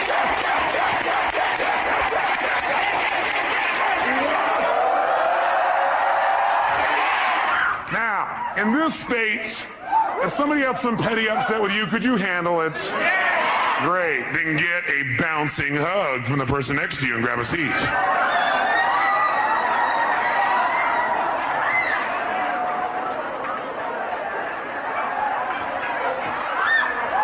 And grab a seat. All right. We said there were two ways, though, that we could change our state. One was to change our what now? Nice and loud. Or the other is to change our focus. Change the way we're representing things to ourselves. Like picturing things in our head is one way we focus. Somebody doesn't show up on time, we picture in our head, I'll see why, because they're out there messing around, because they don't care about me, because this and this and this. Another way we focus is by what we say to ourselves. We represent, oh, well, they're not doing it probably because they don't really love me. And we talk to ourselves in certain ways. We carry all these negative feelings. But if we change what we focus on, we change what we feel. If you think of something you're afraid of and you focus on it, will you feel it? You bet. If you wanted to feel depressed right now, how many could pull it off? No problem. How would you do it? You remember, don't you? A little reminder here. Just put yourself in a lousy physiology. Or, easily, another way you could do it, of course, mess up your biochemistry, eat in a way that drops your blood sugar through the floor. Or how else could you pull it off? All you have to do is think of something that once happened that made you feel bad. Something in the past, and remember it again. That seems very intelligent, doesn't it? And feel bad about it once again. How many of you would go to a movie that was terrible over and over and over and over again? How many would think that would be real intelligent? Let me see your hands. If one of your friends said, yeah, I'm going to this movie, I hate it, it sucks, I'm going back there again. You go, how many times have you been to this movie? About 4,000. What would you probably ask them? Why would you go back there? Well, because I have to. Would you believe them? I don't believe you either when you tell me that. But I always believe in you because I know you know better. You don't need to go to those movies anymore. They're a bunch of myths anyway, made by poor directors. Lousy writers, lousy producers. You're a better producer, director, and writer now. You're probably even a better actor or actress. So why not create it the way you want it instead of seeing the same old movies over and over again? Most producers I know don't sit and watch their worst movies over and over and over again and feel bad about them again. What most of them do is they go, that was part of my learning experience. Time to move on. How else could you feel bad, by the way? You could do it currently, couldn't you? All you have to do is think of something you think you've lost that maybe hasn't even happened. Right? Or think of something that you want but you're not getting right now and feel bad about it. Or you could think of something that hasn't even happened yet and feel bad about it in advance. Couldn't you do that? Like, oh my God, and focus on what if this happens? Oh God, it feels terrible, oh gosh. Remember, a coward dies 1,000 deaths. A courageous man or woman only once. Because a coward runs it through the head about 8 million times and feels like they're dying 8 billion times. If you have any faith, any courage, then if it really ever does happen, you'll just deal with it once. You feel the pain only one time instead of stacked over and over and over and over again. If you want to feel good, could you do that? Sure. Would a producer go back to some of their best movies and see them again, do you think? Yes or no? Would they even share some of those movies with their friends? You know what some people do? Some people actually take the worst movies of the past and go share them with their friends, their worst movies. Tell them all about all the gory details of it. And the friend goes, yeah, that's really great. Yeah. But see, a real great producer director shows them their current films, shows them some examples of films that are about to come called previews. Previews are rather exciting usually. Or they show them the best films of their past and share those with them so that people get to enjoy more of their life. Maybe even learn something. Who knows? But you could remember something that once happened that was great, feel good about it. You could think of something right now that you could feel great about, or you could think of something that hasn't even happened yet and feel good about it in advance. What determines what you focus on, though, is one thing: the questions you ask yourself.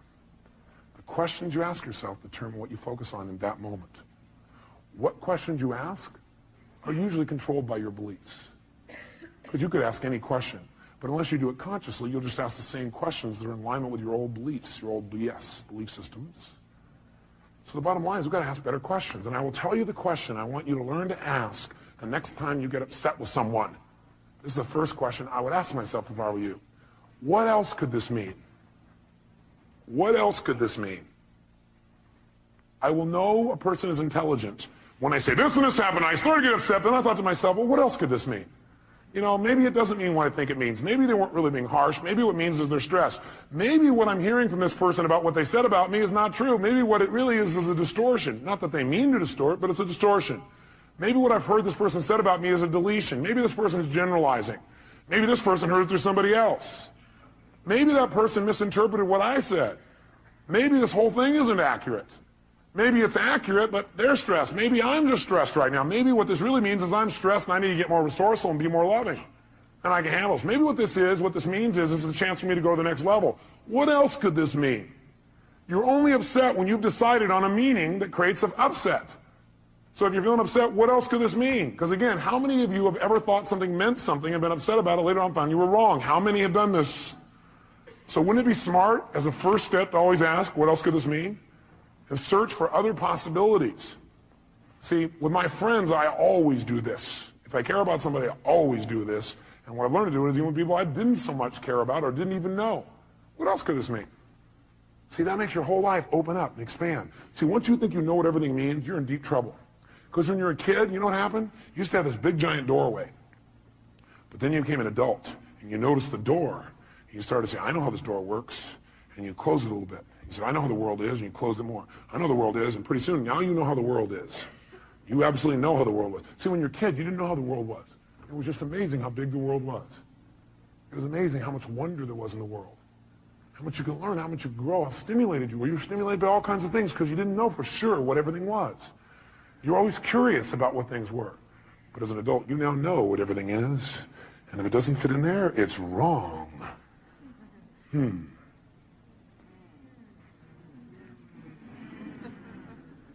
want to open our door back open by saying, well, yeah, but what else could it mean? What else could it mean? What else could it mean? What else could it mean? What else could it mean? Feel a little freer. The other question I tend to ask myself is, do I know everything there is to know about this? Do I know everything there is to know about this? Somebody says something to you. They're really upset with you.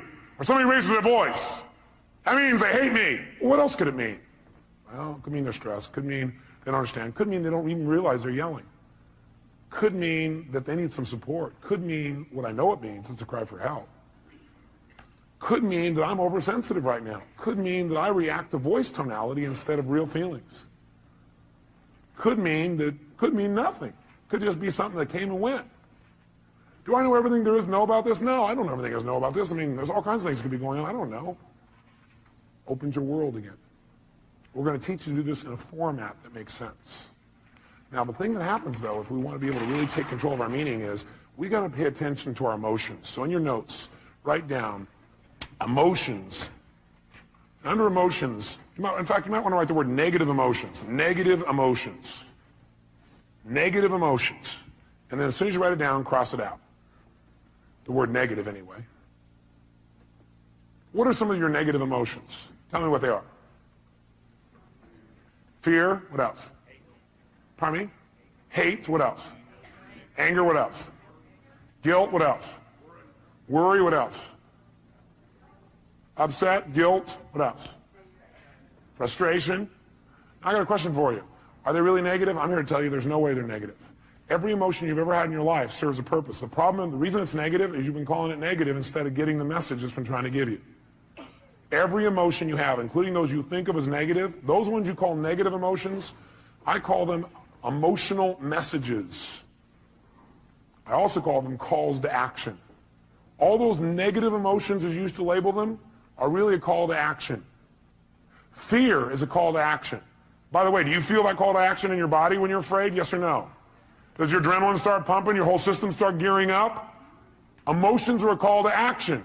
And the call to action says one of two things has to happen in that call to action. It's a message. Every emotion is a message. A call to action. And the action and the message it's trying to give you is that you need to change either, number one, your perception of this, or number two, your current actions. Every negative emotion you've ever felt is not negative. Now, you may be overusing them, I'll agree with you. You may be indulging in them, I agree with you. You may not be getting the message from them. What's making it negative is you're not getting the message it's trying to give you. But every emotion, fear, frustration, hate, anger, guilt, All of those emotions are here to serve you if you get quick the message. But what most of us do is we just indulge in the emotion. So we never get the message, and that's why it's negative, because it starts screwing up your body, because what it is a signal to act, and you're not acting. That's why you feel sick to your stomach. You're not acting. You just keep on indulging emotion, not hearing the message. So the message is always, you must change something. Negative emotions are saying you got to change something. Either change the way you're perceiving this, change the meaning you've linked to this, change your perception, change your focus, or change your actions. Change what you're doing because it isn't working. That's why you're having that emotion. Don't make your emotions wrong. Appreciate them. Be grateful for them, but immediately then ask yourself, hey, what's the message that my emotion is trying to give me here? What do I need to change? My perception or my actions? Does this make sense? Yes, no? So then, how do we make use of it? Well, first of all, notice this. How do most of us deal with our emotions? Well, most of us deal with our emotions by suppressing them. In fact, before you write that down, actually, I put over here 4 ways to deal with emotions. 4 ways to deal with emotions. I think the number 1 way most people deal with their emotions is they try to avoid them. By the way, how effective is that? No. You might do it for a moment or two, but most people, they just try to avoid feeling. Isn't that true? People who don't like to feel negative feelings are so afraid of negative feelings they try not to feel any feelings. Now, if you don't feel any feelings, you really are going to have some pain. Because that's what life is for. Life, part of the juice of life is expressing and feeling. But sometimes people have had so much pain, they say, I don't want to feel anything. It never works, because eventually it comes out anyway. And then you feel bad about never having felt bad. You feel bad about the fact you didn't feel good. You have a sense of loss because you didn't feel things. Second way people try and deal with their emotions is they endure them. They're going to grunt it out. I'm going to endure these. I'm going to make it through this. I'll hang on to this. And again, this doesn't work. Now, they may try and disassociate after a while here again, or they may try and suppress the emotion. I'll just endure it. I'll just keep pushing it down, and I'll make it through it. I'll just endure it. That doesn't make it better either. Third way, what some people do, I don't know if you've ever seen this happen. I'm sure you've never done this. People compete to see who feels the worst. Some people do is they keep track of their emotions so they can share them with other people and compete. So somebody says, oh man, I feel like hell. Oh, you feel like hell. Let me tell you how I feel. You think you got a problem. Let me tell you my problem. You think you got the biggest problem. Check out my problem. It stands out to here. And people sit there and try and argue about who's got the worst problem. Right? Or the fourth thing that I don't have up there that I'd say, the fourth thing that people do is try and share their pain. Share their problem. They think, oh, I can get rid of my emotion by sharing it with others.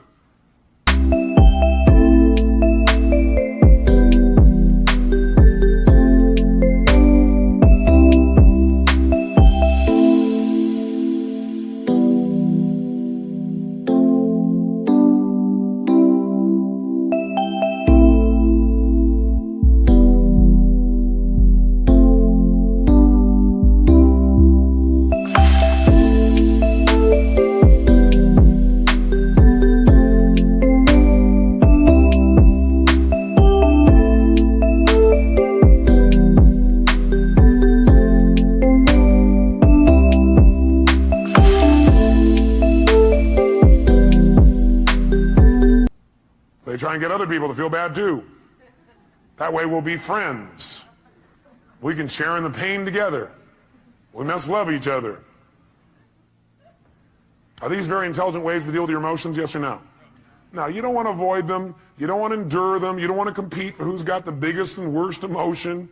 Try and make yours worse than somebody else's. You don't want to share them. Make them feel bad too. What a friend you are. Instead, what you want to do is step 5. Learn from them and utilize them. You want to learn from them and utilize them.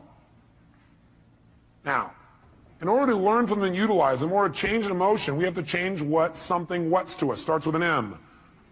We have to change what something what? Means to us. When we change what something means, we transform our emotion. We have a transformation. Does that make sense? In other words, if I'm feeling really upset about something, I'm angry, angry, angry. Do I have to communicate that to get off my anger? No, not necessarily. I'm angry because of the meaning I linked up. What if I change what it means in my head and I realize, hey, that's not what it means? Then will I feel angry, yes or no? Yes or no? If I'm really angry about something, I'm angry because of what I've linked up to it. I'm saying, well, I'm angry because they did that and that means this. But if I really analyze it and I look at it for a while and I go, God, that's a bunch of crap. It doesn't really mean that. Then I've transformed my feeling. Do I now have to go to that person and say, what you did made me angry? Yes or no? Yes or no? No, because I don't have that feeling. I truly don't have it. I'm not suppressing it. I've transformed it. Suppression, however, is when you keep the same meaning. That you keep the same meaning. You're upset about something and you keep the same meaning. You don't change the meaning. All you try and do is stuff the emotion. You try to pretend it's not there. That's suppression. So if you keep the same negative emotion, you don't change how you feel about it. You just try and pretend it's not there. That's suppression, and that's when you get in trouble. So our goal is not just to take things and not suppress them and just express whatever we feel, because if you just go express whatever you feel and you don't think it out, are you going to always communicate well? Yes or no? No, in fact, you may say things later on you'll regret in the heat of the moment because you were in state. So what you first want to do is see if you can transform it honestly and sincerely, and if you can't, then your goal is to get someone to help you to transform it. Go to the source and get the source to help you to transform this. So you know what? I felt this way about this. I made up this bizarre meaning. I know it's not true because I know who you really are. But this is the kind of crap I did in my head. Can you help me? I need to change this. Can you give me some more information or some feedback or help me to clarify this thing? Because I kind of screwed this up in my brain because I know that's not what you meant. But that's what I did inside my head. Can you help me out? Is that different than, you know something? The other day when you did this, I felt this, which, by the way, implies what they did made you feel something. Is that true, yes or no? Does anybody do anything and make you feel something, yes or no? Yes or no? Absolutely not. Absolutely not. Now, you have a right to feel the way you feel, but that isn't true that it's actually what made you feel that way. You chose to make yourself feel that way. You communicated that to yourself. So instead of saying, when you did this, that made me feel this, that's implying that somebody made you do something, and that takes responsibility away from the one person who can change your life, meaning you. So I request in the future this. Nothing wrong with any of that. What we want to do is enhance it. The way we want to enhance it is come from the place of, I'm communicating because I want to transform something, and I'm responsible, not them. You know, I need your help. I need your help. The other day when this thing happened, I used that to interpret that to mean this. And I know it's not true because I know who you are. I need some clarity. Can you help me out? I got to clean this up in me. Who's responsible? By the way, will they want to help you? Yes or no? And by the way, what you're really doing here is making clear what you're really doing, which is you're doing a cry for help. Maybe not crying. You're making a request for help instead of crying. Make sense? And people hear this is a request for help. Do we want to help other people? Yes or no? Especially us. We're all in the helping business. That's why we do what we do. That's the bottom line. So we're going to develop a format like this where we don't suppress, but we don't just express. Because you know what happens? If you just go out there and whatever you feel you express, what you really do is you vent. And then you make it right. Or you demand. See, venting and demanding does not make communication better in the long term. How many would agree with me on this? Okay? We want to go to a different level. We want to transform our communication. We want to transform what things mean to us. Now, here's what I want to be able to have you do. I want you to be able to take the emotions that you're experiencing and be able to deal with them quickly. So I want to give you 6 steps to changing or dealing with, not dealing with, but I guess utilizing is the right word. 6 steps to utilizing any emotions you feel that you used to call negative, which now I call emotional messages, or calls to what? Calls to action. Whenever you're feeling a negative emotion, which we're now going to call emotional messages, it's a call to action, and it's saying you need to change something. What do you need to change? One of 2 things. Repeat back. What are they? Change either number 1, your what? No, well, you would change your physiology, but if you are getting feedback right now, you're getting a negative emotion, that negative emotion is a message. It's saying you got to change either your perception or your actions. And your actions could be the way you're using your body or your focus or whatever. Change your perception or your actions. Now, here's what happens when you get a negative emotion or now an emotional message. Number 1, you want to identify what the emotion is. So you're starting to feel negative things. You want to identify what is the emotion. Now, when you identify the emotion, what the emotion is, like you're really upset. Ask yourself, well, what am I really feeling? Underneath this, you might write down the question, what am I really feeling? What am I really feeling?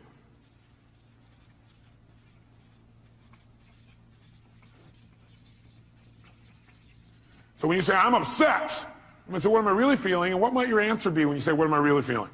I'm upset with this person. What am I really feeling? I might be feeling hurt. Does that change how you feel in that moment as you identify that? Yes or no? Yes. And when you say, what am I really feeling? You might put a little note in your notes. Use some TV. Use some TV when you come up with your label. Transformational what? Vocabulary. So instead of saying, I'm destroyed, I'm devastated, I'm humiliated, you might say, I'm feeling a little bit hurt. Use TV and use what I call softeners. Softeners are the words like a little bit. So softeners and TV. Here's the second key. Once you've identified what it is, and by the way, usually it's going to be, I have a sense of hurt or a sense of loss. Almost all emotions will probably come down to that in most cases. Is that true? In most cases, not all. Second thing you do, acknowledge and appreciate the message it has for you. Don't deny your emotions. Don't avoid your emotions. Don't suppress your emotions. Don't make them wrong. Don't share them. Start by identifying what they really are and then acknowledge and appreciate the message it has for you. In other words, acknowledge, hey, this is a real emotion. I'm glad I'm having it. It's going to have a great message for me. Then go to step 3. Get incredibly curious. Get incredibly curious as to what it has to offer you, as to what the message is. Get incredibly curious as to what the message is. Underneath this one, number 3, as you get incredibly curious as to what the message is, write down the question. What is the real message this emotion is giving me?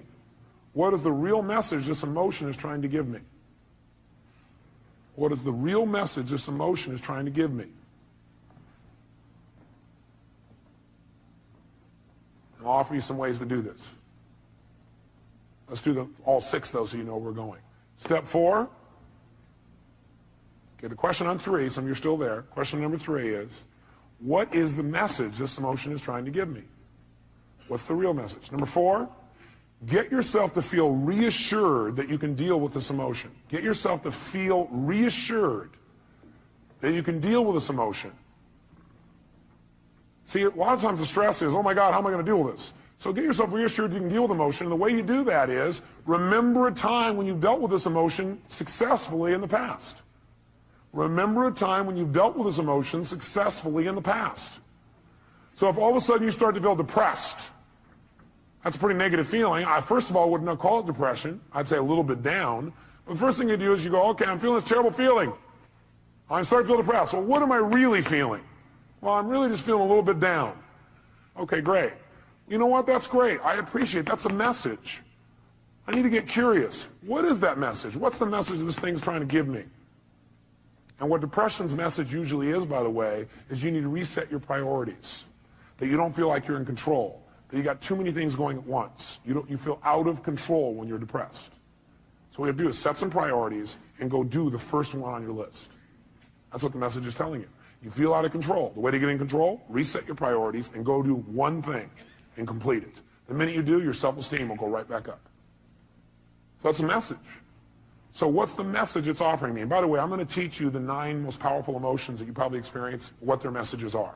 So you won't have to wonder about this. You'll know what they are. Step 4, get yourself to feel reassured by remembering times when you've dealt with this in the past. Have you ever felt a little bit down before, or what you used to call depressed? How many have ever felt that way in the past? Let me see your hands. How many have dealt with it? Let me see your hands. Great. If you remember that, 2 things happen. You're going to feel reassured you can deal with it, plus you're going to remember how you did it, which means you can use what you did in the past to change it right now. Why wait? Most of us forget the best parts of our past, which is how we dealt with things and turned them around. We just remember the negative feelings. That's kind of weird. Maybe we need to manage our memories better. Remember the things that have resources for us and forget the things that don't. Number 5, get certain. Get certain that you can handle anything like this in the future. Get certain. Not only can you deal with the emotion you have right now, but what you should do is use this as an opportunity to be certain for yourself. Get yourself certain. If it ever happens in the future, I'll handle this emotion quicker and easier. Get certain that you can handle anything like this in the future by rehearsing yourself dealing with it in the future. In other words, think of a time in the future where this depression could have come up. and see yourself, feel yourself rehearsing again. Use this as a tool of empowerment. So you remember a time when you were depressed before, you were a little bit down, you turned it around. Took you a little while, but you turned it around. You remember what you did. Oh, I dealt with this before, I can deal with it again. And then you say, let me take this opportunity to get certain that I can handle this if it ever came up in the future. And the way I'm going to do that, I'm going to sit down right now, and I'm going to think of, okay, what kind of things might happen in the future? I might get depressed. Well, I might expect something didn't work, feel bad about it. Let me think of a time like that. Okay, let me see myself, hear myself, feel myself deal with it. You see, hear, and feel yourself dealing with it easily. And you do this 2, 3, or 4 times. If you keep doing it 2, 3, or 4 times, then in the future when it comes up, guess what your brain will do? Your brain will go, oh, I can handle this. I'm already prepared. How many are following the logic of this? Let me see your hands. Okay? So get certain you can deal with it in the future by rehearsing. And by the way, remember this. You might want to put this in your notes. Your brain cannot tell the difference between something you vividly imagine and something you actually experience. Your brain cannot tell the difference between something you vividly imagine, where you see it, you hear it, you feel it, you taste it, you touch it, you smell it in your mind, and something that actually occurs. If you doubt this, have you ever had a dream where it was so real you had every physical response to it? How many have had a dream like that? Okay, you can have a dream anytime you want, even while you're awake. All you have to do is rehearse something in your mind enough times, vividly enough, and it's real. If you over and over again rehearse yourself dealing with emotion easily, then it's real. Next time it comes up, you've already got the programming. You already have the resources to turn it around in a heartbeat. Then this emotional message, it's dealt with for the future, not just for today. And the 6th step, take action and change your life. Whatever the message is, take the action that you need to take and change your life. Do something. Doing something always will change how you feel. You feel bad because you're not doing anything. And by the way, you'll continue to feel bad until you do something to change. So if you do anything, it'll improve you and move you in the direction you want to go. So let's take another example. What's another negative emotion you feel? Let's hear an example of one you felt recently. Somebody raise your hand. Rejection. So what's the first step when you think you're feeling rejection? What's step number 1? Come on, guys, what is it?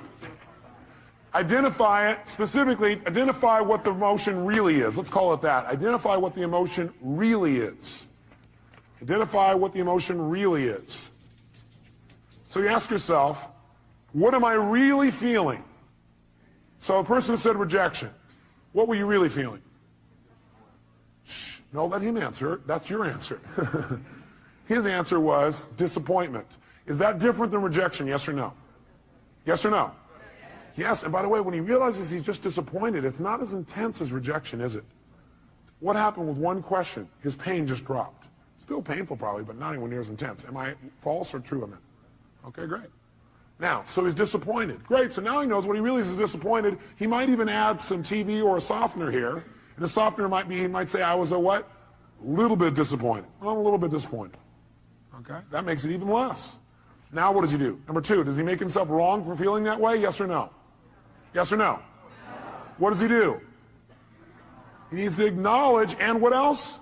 Appreciate the fact that he's getting a very valuable message. And it's a message he needs to change something. He needs to either change his perception about it so he's no longer disappointed, or he needs to change his actions so he doesn't be disappointed now or in the future.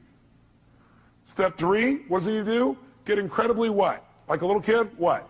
Curious. When we're curious, do we learn things more? Do we learn better when we're curious? You bet. So he needs to get incredibly curious about what this message has to offer him. If you were really curious, what do you think that message really had to offer you?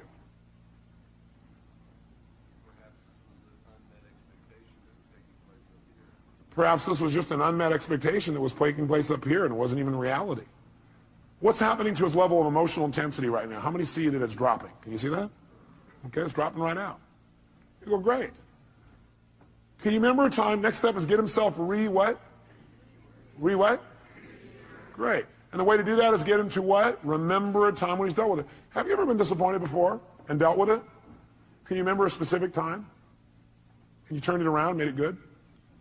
Can you remember a specific one? Think for a moment, a time when you turned around and you made it great. You actually took it, made it to your advantage. Remember a time like that? How'd that feel? So you know how to deal with this, don't you? Well, I got a question for you. What did you do back then that changed it? He redefined the terms he was going to use. He changed his perception or his rules. Great. How'd that feel when you resolved it? So great. So when he goes to reassure this, 2 things happen in the reassurance. One is he sees he can deal with it. He sees and feels he can deal with this easily. And number two, he sees how. And number three, he remembers how good it feels to relieve himself from the feeling. So he remembers how good it feels to get rid of it. Which, by the way, makes him want to get rid of it right now. And what's the last two steps? Step number 5. What do we want to make sure? We want to make sure he doesn't just not feel bad about it anymore now, but we want to make sure his future's better. We want to get him what?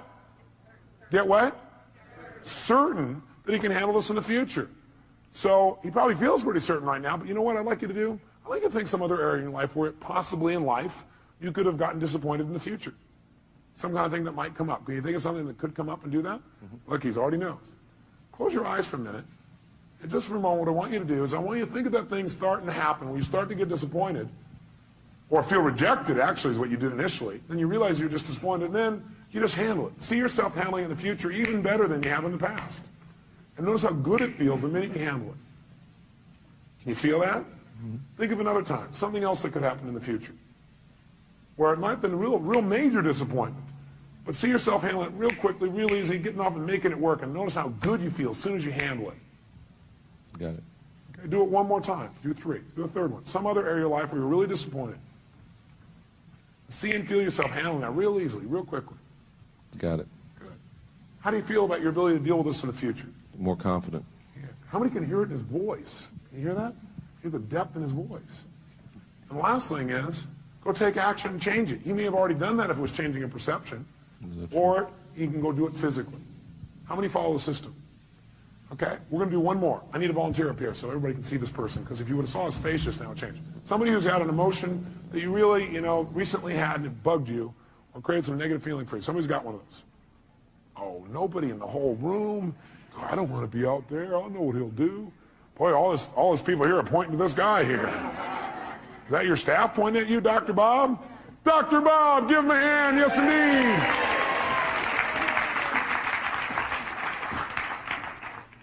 Great. Here you go, sir. He's going to reward you guys for this later. He probably will, actually. That's right. Dr. Bob, what's a negative message, a negative feeling that you've had recently that you'd like to change, you really are committed to changing, but it's been bugging you? Disappointment and rejection. Disappointment and rejection. Well, it seems a lot of that's going around. Must be catching. It's the rejection virus. People are spreading it. Okay, well, which one would you like to deal with? Or are they tied together? Well, actually, it's probably... What question did he just ask? For him to say, actually, it's, he's already done step 1. What's the question he just asked? For him to already say, actually, it's, what did he ask? He first of all started to identify what the feeling really was, didn't he? And the question he asked is, what am I really what? Feeling. What are you really feeling? Anger. Anger. What's that really? Well, what that really is I was angry because I felt rejected. Okay. And I was really disappointed about what happened, the circumstance. So what's he done? He's managed to stack his negative emotions one on top of another. Sure. And by the way, this is unique to Dr. Bob. Nobody else you know does this, do they? But what are you really feeling? All that stuff, what's behind all that stuff? You just really feel what? Rejected. Rejected. Disappointed. I mean, it was discounted by... Does he look like a computer that keeps running the same program over and over again? He's a reject, disappointed. He's running right back through the thing. Do you feel hurt? Yes, yeah. Do you feel rejected or do you feel hurt? I feel hurt. Do you feel disappointed or do you feel hurt?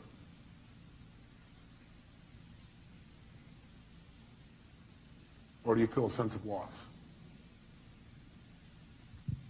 A sense of loss. Do you feel rejected or do you feel a sense of loss? Sense of loss. Do you feel angry or do you feel a sense of loss? Sense of loss. Do you feel hurt or do you feel a sense of loss? Loss. What does it always come down to? Loss. Now, we can call it whatever we want.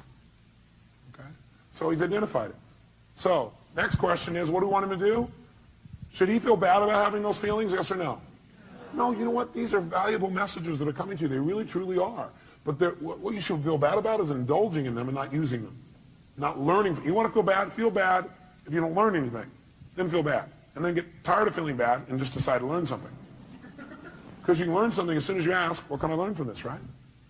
So right now, instead of making them wrong, what I want you to do for a moment is really appreciate those emotions. Acknowledge the fact those emotions have a valuable message. And then immediately get what? Like a kid, get what? Curious. Get curious for a second as to what those messages really are. What can you really learn from that? What is that message really offering you? In other words, let's go back up to the first one you said, rejection. By being rejected or disappointed, what is that motion of rejection trying to tell you?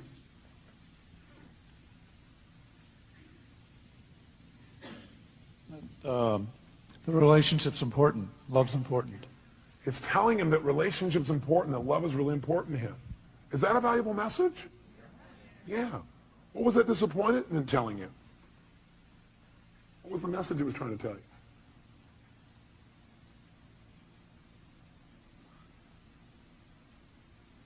you? Now, a person may say, I don't know. If you did know and it had a positive message, it's always telling you to change something. Mm-hmm. It's telling you to change your perception about something, or it's telling you to change your actions. So what is that emotion of disappointment telling you? To change what? What do you need to change? How I love. How he loves. Very interesting. In what way do you need to change how you love? How it's communicated, or shown. How it's communicated and shown. Mm-hmm. How do you need to communicate and show your love more effectively?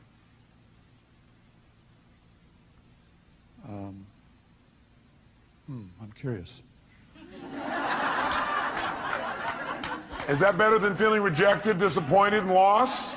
Yes or no? Yes. Is this a powerful transformation in this man? Yes or no? Yes. Okay, good.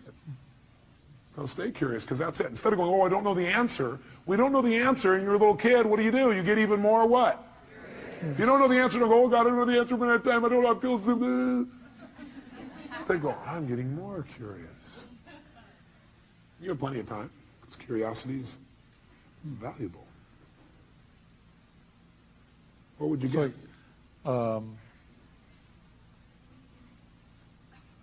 Need to be more, I'm confused. Good. Confused means you're about to make a change. Is that true? See, when you know what things mean, you'll just keep doing it the way you've always done it. He was not confused when he went, I'm disappointed, I'm rejected, I'm frustrated. In fact, he kept doing it over and over again because he was not confused. He knew exactly how to do that. Now he's confused. His little brain's going, this little computer program's not working the same way. So, So the question always help him out with is, what do you need to change in order to no longer feel this? You need to change your perception or your actions or both. And what do you need to change about your perceptions? What do you need to change about your actions? You might want to write that down. But go ahead. So my actions should be different. I mean, if what I did didn't work, I need to try something else. That's right. So I need to communicate that differently or behave differently. Okay. How many hear what he just said? Did you understand what he said? He said what it's saying is the way I communicated, the fact I got rejected is a message that love's really important to me, and that I need to change the way I'm communicating so I get what I want. Because obviously it didn't work, so I got to change my approach. Is that true? Is that different than I'm not worth?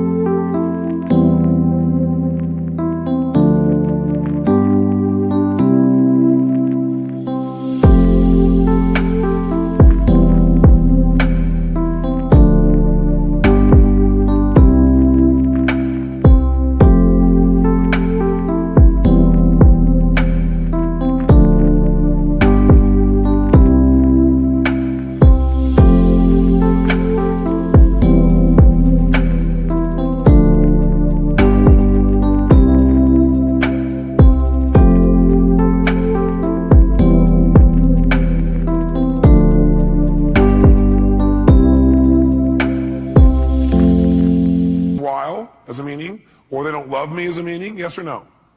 Huge difference in how he feels. Have you ever felt rejected or disappointed in the past and dealt with it really powerfully or really effectively? Yes. Do you remember a specific time?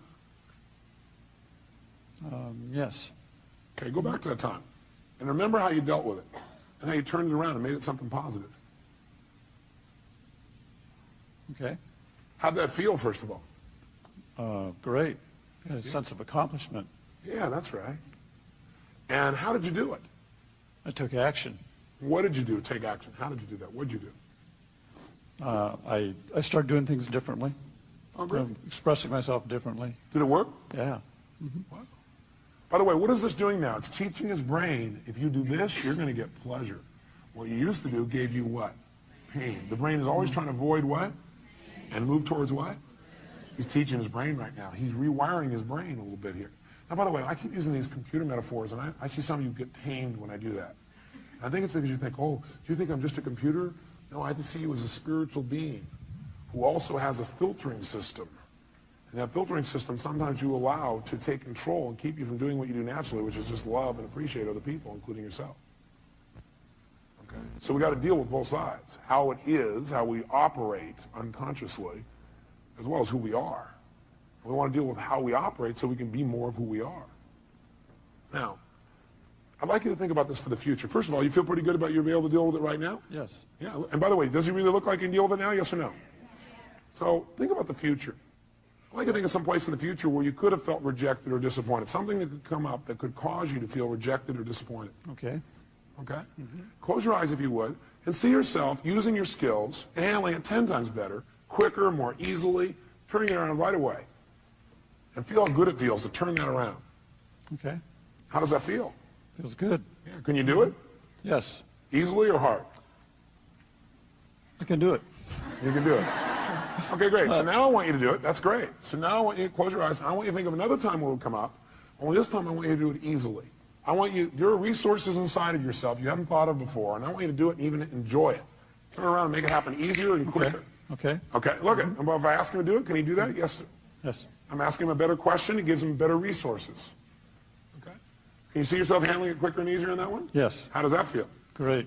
How many see the difference and hear it in his voice?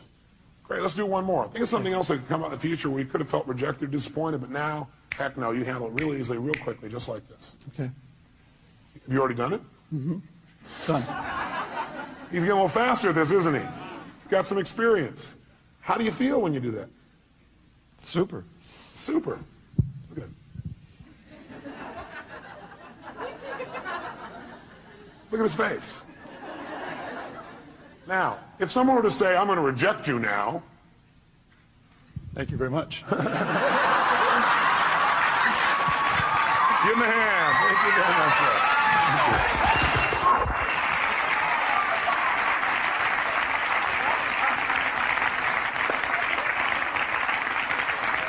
So, I want you to try this. Let me help you another step.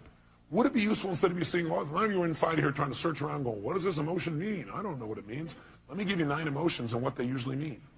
Okay, would that be helpful? Great. Sit up in your chair with some energy then. Put yourself in a peak state. And let's take a look at what 9 of these emotions, or 8 or 7 or whatever I put up here are. Number 1, fear. So if you're feeling fear, what does that mean usually? What's the message? The message always is that you need to change something. Is that true? Yes or no? So every negative emotion means I've got to what? I've got to what? Change something. Either my perception or what I'm doing. Fear means that you got to prepare for something. You're afraid because your brain's saying message is prepare. Change what you're doing and get more prepared. Prepare for something that's going to happen so you're better prepared for it physically. Now sometimes we just indulge in the emotion and we stay in the fear and we really aren't prepared. For example, let's say you're going to get up to speak in front of a group and you're prepared, but you still have fear. It's because you got the message, you did the work, but you didn't shut the emotion off and say, you know, I am prepared. No reason to be afraid anymore. I'm ready. I'm ready. You never told your brain, it's okay. You don't have to give me the message anymore. I've done my work. Okay? So it's saying you need to prepare for something. Maybe it's a physical challenge. Maybe it's preparing for some loss that may be coming up. Something's about to come up, you need to be prepared for it. Okay? Just get prepared. But once you get prepared, get off it. Let your brain know, okay, I am prepared. Move on. Focus on what you want now. What's hurt? Hurt usually is telling you an expectation you had has not been met. Just telling you, hey, you have this expectation, it's not met. So what should you do when you have an expectation that's not met? You should focus on what you do want now. Write down your notes. Focus on what you do want now. Don't keep focusing on why you're disappointed or how somebody disappointed you or how you feel so hurt by them. Okay? An expectation wasn't met and you need to change your approach. Focus on it. Or it means you need to change your communication. Hurt means you expected someone to treat you a certain way and they didn't treat you that way. So you need to change your communication. You need to come to them and say, I need your help. When you communicate that way, in the past I've interpreted that to mean you didn't care. I know you care because I know how much you love me and I love you. But could you help me out in this way? What does it really mean to you when you do that? And then listen. Say, in the future, I really appreciate it if you do it this way instead. Would that work for you? Would you be willing to do that? Okay, great. Fantastic. It's a message that says you got to communicate your needs better if you're feeling hurt. Hurt means I need to communicate my needs better. Or hurt also means I need to meet someone else's needs. So you feel hurt because you need to meet their needs. That's why they didn't meet yours. Either you're not meeting their needs or you're not communicating how to have your needs be met. Or you have an expectation, you need to move on. This is not going to work out, so we're focused on what will. Third, anger. Anger is a message that says you have a major rule that's been violated. When you're angry, you have a rule that's been violated. We all have rules about how things must be and how they should be. And boy, some rules, if somebody violates some of our rules, man, we really get angry, don't we? By the way, you may also be angry because you violated your own rules. Is that true? Yeah, you're not doing what you believe you must do, and you get angry with yourself. And sometimes we get angry with ourselves, we spread that out towards somebody else, find somebody to lay blame on. 4, frustration. Frustration is a message that what you're doing isn't working, and that you need to what? Change. If you're frustrated, it means you still can succeed, but you got to change. If you're frustrated, it says, God, something's here and you know you could succeed, and you're frustrated because what you're doing isn't working. Change and you can still get what you want. Flex. Disappointment. Disappointment's a message, again, that you expected something to happen, it's not going to. So immediately focus on what you want now. Focus on what you want now. It's a message that you have to get off it. You need to let go of something and move on and focus on what you want now. Guilt. Guilt is a powerful emotion if it's not abused and overused and indulged in. Any of these emotions are lousy if you indulge in them. Would you agree with me on that? Sit there and indulge in your fear and your hurt and your anger. Indulging means you keep focusing on the feeling instead of getting the message and moving on and learning. Guilt, though, can be valuable. It's telling you you have violated one of your own standards. And you need to do something immediately to be certain you won't do this again. You're having that pain of guilt because your brain is saying you just violated one of your most important standards of your life. You violated one of your own values. And you're going to keep getting this pain until you make yourself certain you're not going to do this again. You know what some people do? They just keep going back and feeling guilty about what they did in the past. The message is saying, get clear you broke your own rules and commit no matter what, you're not going to do it again. Make it clear, be certain you're not going to do it again, and your guilt will go away like that. Because that's the purpose of guilt, to make sure you don't violate your standards and make sure you do it well in the future. Could your standards be unreasonable? You bet. There's a woman in this room I heard about was feeling guilty because last night she came here and she wasn't with her kids on Halloween. Oh my God. Can you believe that? Let's all look at that person. I don't know where they are. Let's pretend we can see them and give them dirty looks. How dare you? Come on, every turn the person in. How dare you? And you know something's funny? We all have rules. Are rules always fair, yes or no? No. Sometimes we have totally unreasonable rules. Like in order to be successful, we have to change the entire world tomorrow, have everybody be happy all the time, have everybody love us at every moment, have our kids be thrilled, make $8 billion a year, right? It's going to be pretty hard to meet that rule. So sometimes the feedback you're getting about frustration or disappointment is, sometimes it's saying, you got totally unfair rules for yourself. Sometimes when you're angry, you may be saying, your rules are too stringent for other people. Maybe you need to remember about those people with quintuplets. Have a few less rules. You have a lot less anger. Does that make sense? 7, if you feel overwhelmed, helpless, or depressed. Overwhelmed, helpless, or depressed, that's a message. And the message that your brain is giving you is you're overchunked. What people usually say is, oh man, there's too much. I got to change everything in my life. You can't change everything in your life at one time. Do it a step at a time. Where do you start? Where you are. Sit down and reprioritize. Overwhelm or depressed says, sit down and prioritize. That is, just write a list of what's most important for you to do. What could you do right away to start feeling better? What could I do right away to start feeling better? What could I do to take control right away? It won't solve it all. What could you do? Make a list in order. And then go do the first one. Take action. This is saying, overwhelm is saying, you got to stop trying to do everything at once. You need to make a list of what you need to do and do one thing well. As soon as you do that one thing well, you'll feel like you're in control of your life. You keep one commitment to yourself, and all of a sudden you feel good again. You start feeling like you're in control. You don't feel depressed anymore. How many buy this theory? I tell you, if you do it, it'll work. Feeling alone. All that is a message that you need to connect with people. You need to change the way you're doing it. Right now, you're perceiving you're alone. Change what your perception is. You need to change your action. Go out and meet somebody. Go out and talk to somebody. Go out and initiate. Go out and be more loving. Right? So if you're feeling alone, it means, hey, go out. It means you need to connect with another human being. And 9, if you feel inadequate, that's a message that you need to change your standards because you're being unfair to yourself, or get committed in mastering this area. Change your standards. Some people, they feel inadequate unless they're perfect at something the day they start it. How many were great the first day that you ever tried to tie your shoes? Nah. How many of you are confident in tying your shoes now? Can I see your hands? How many are real confident? No. How many feel like, man, you can flat out tie your shoes, no problem? Let me see if hands here. No problem. Why?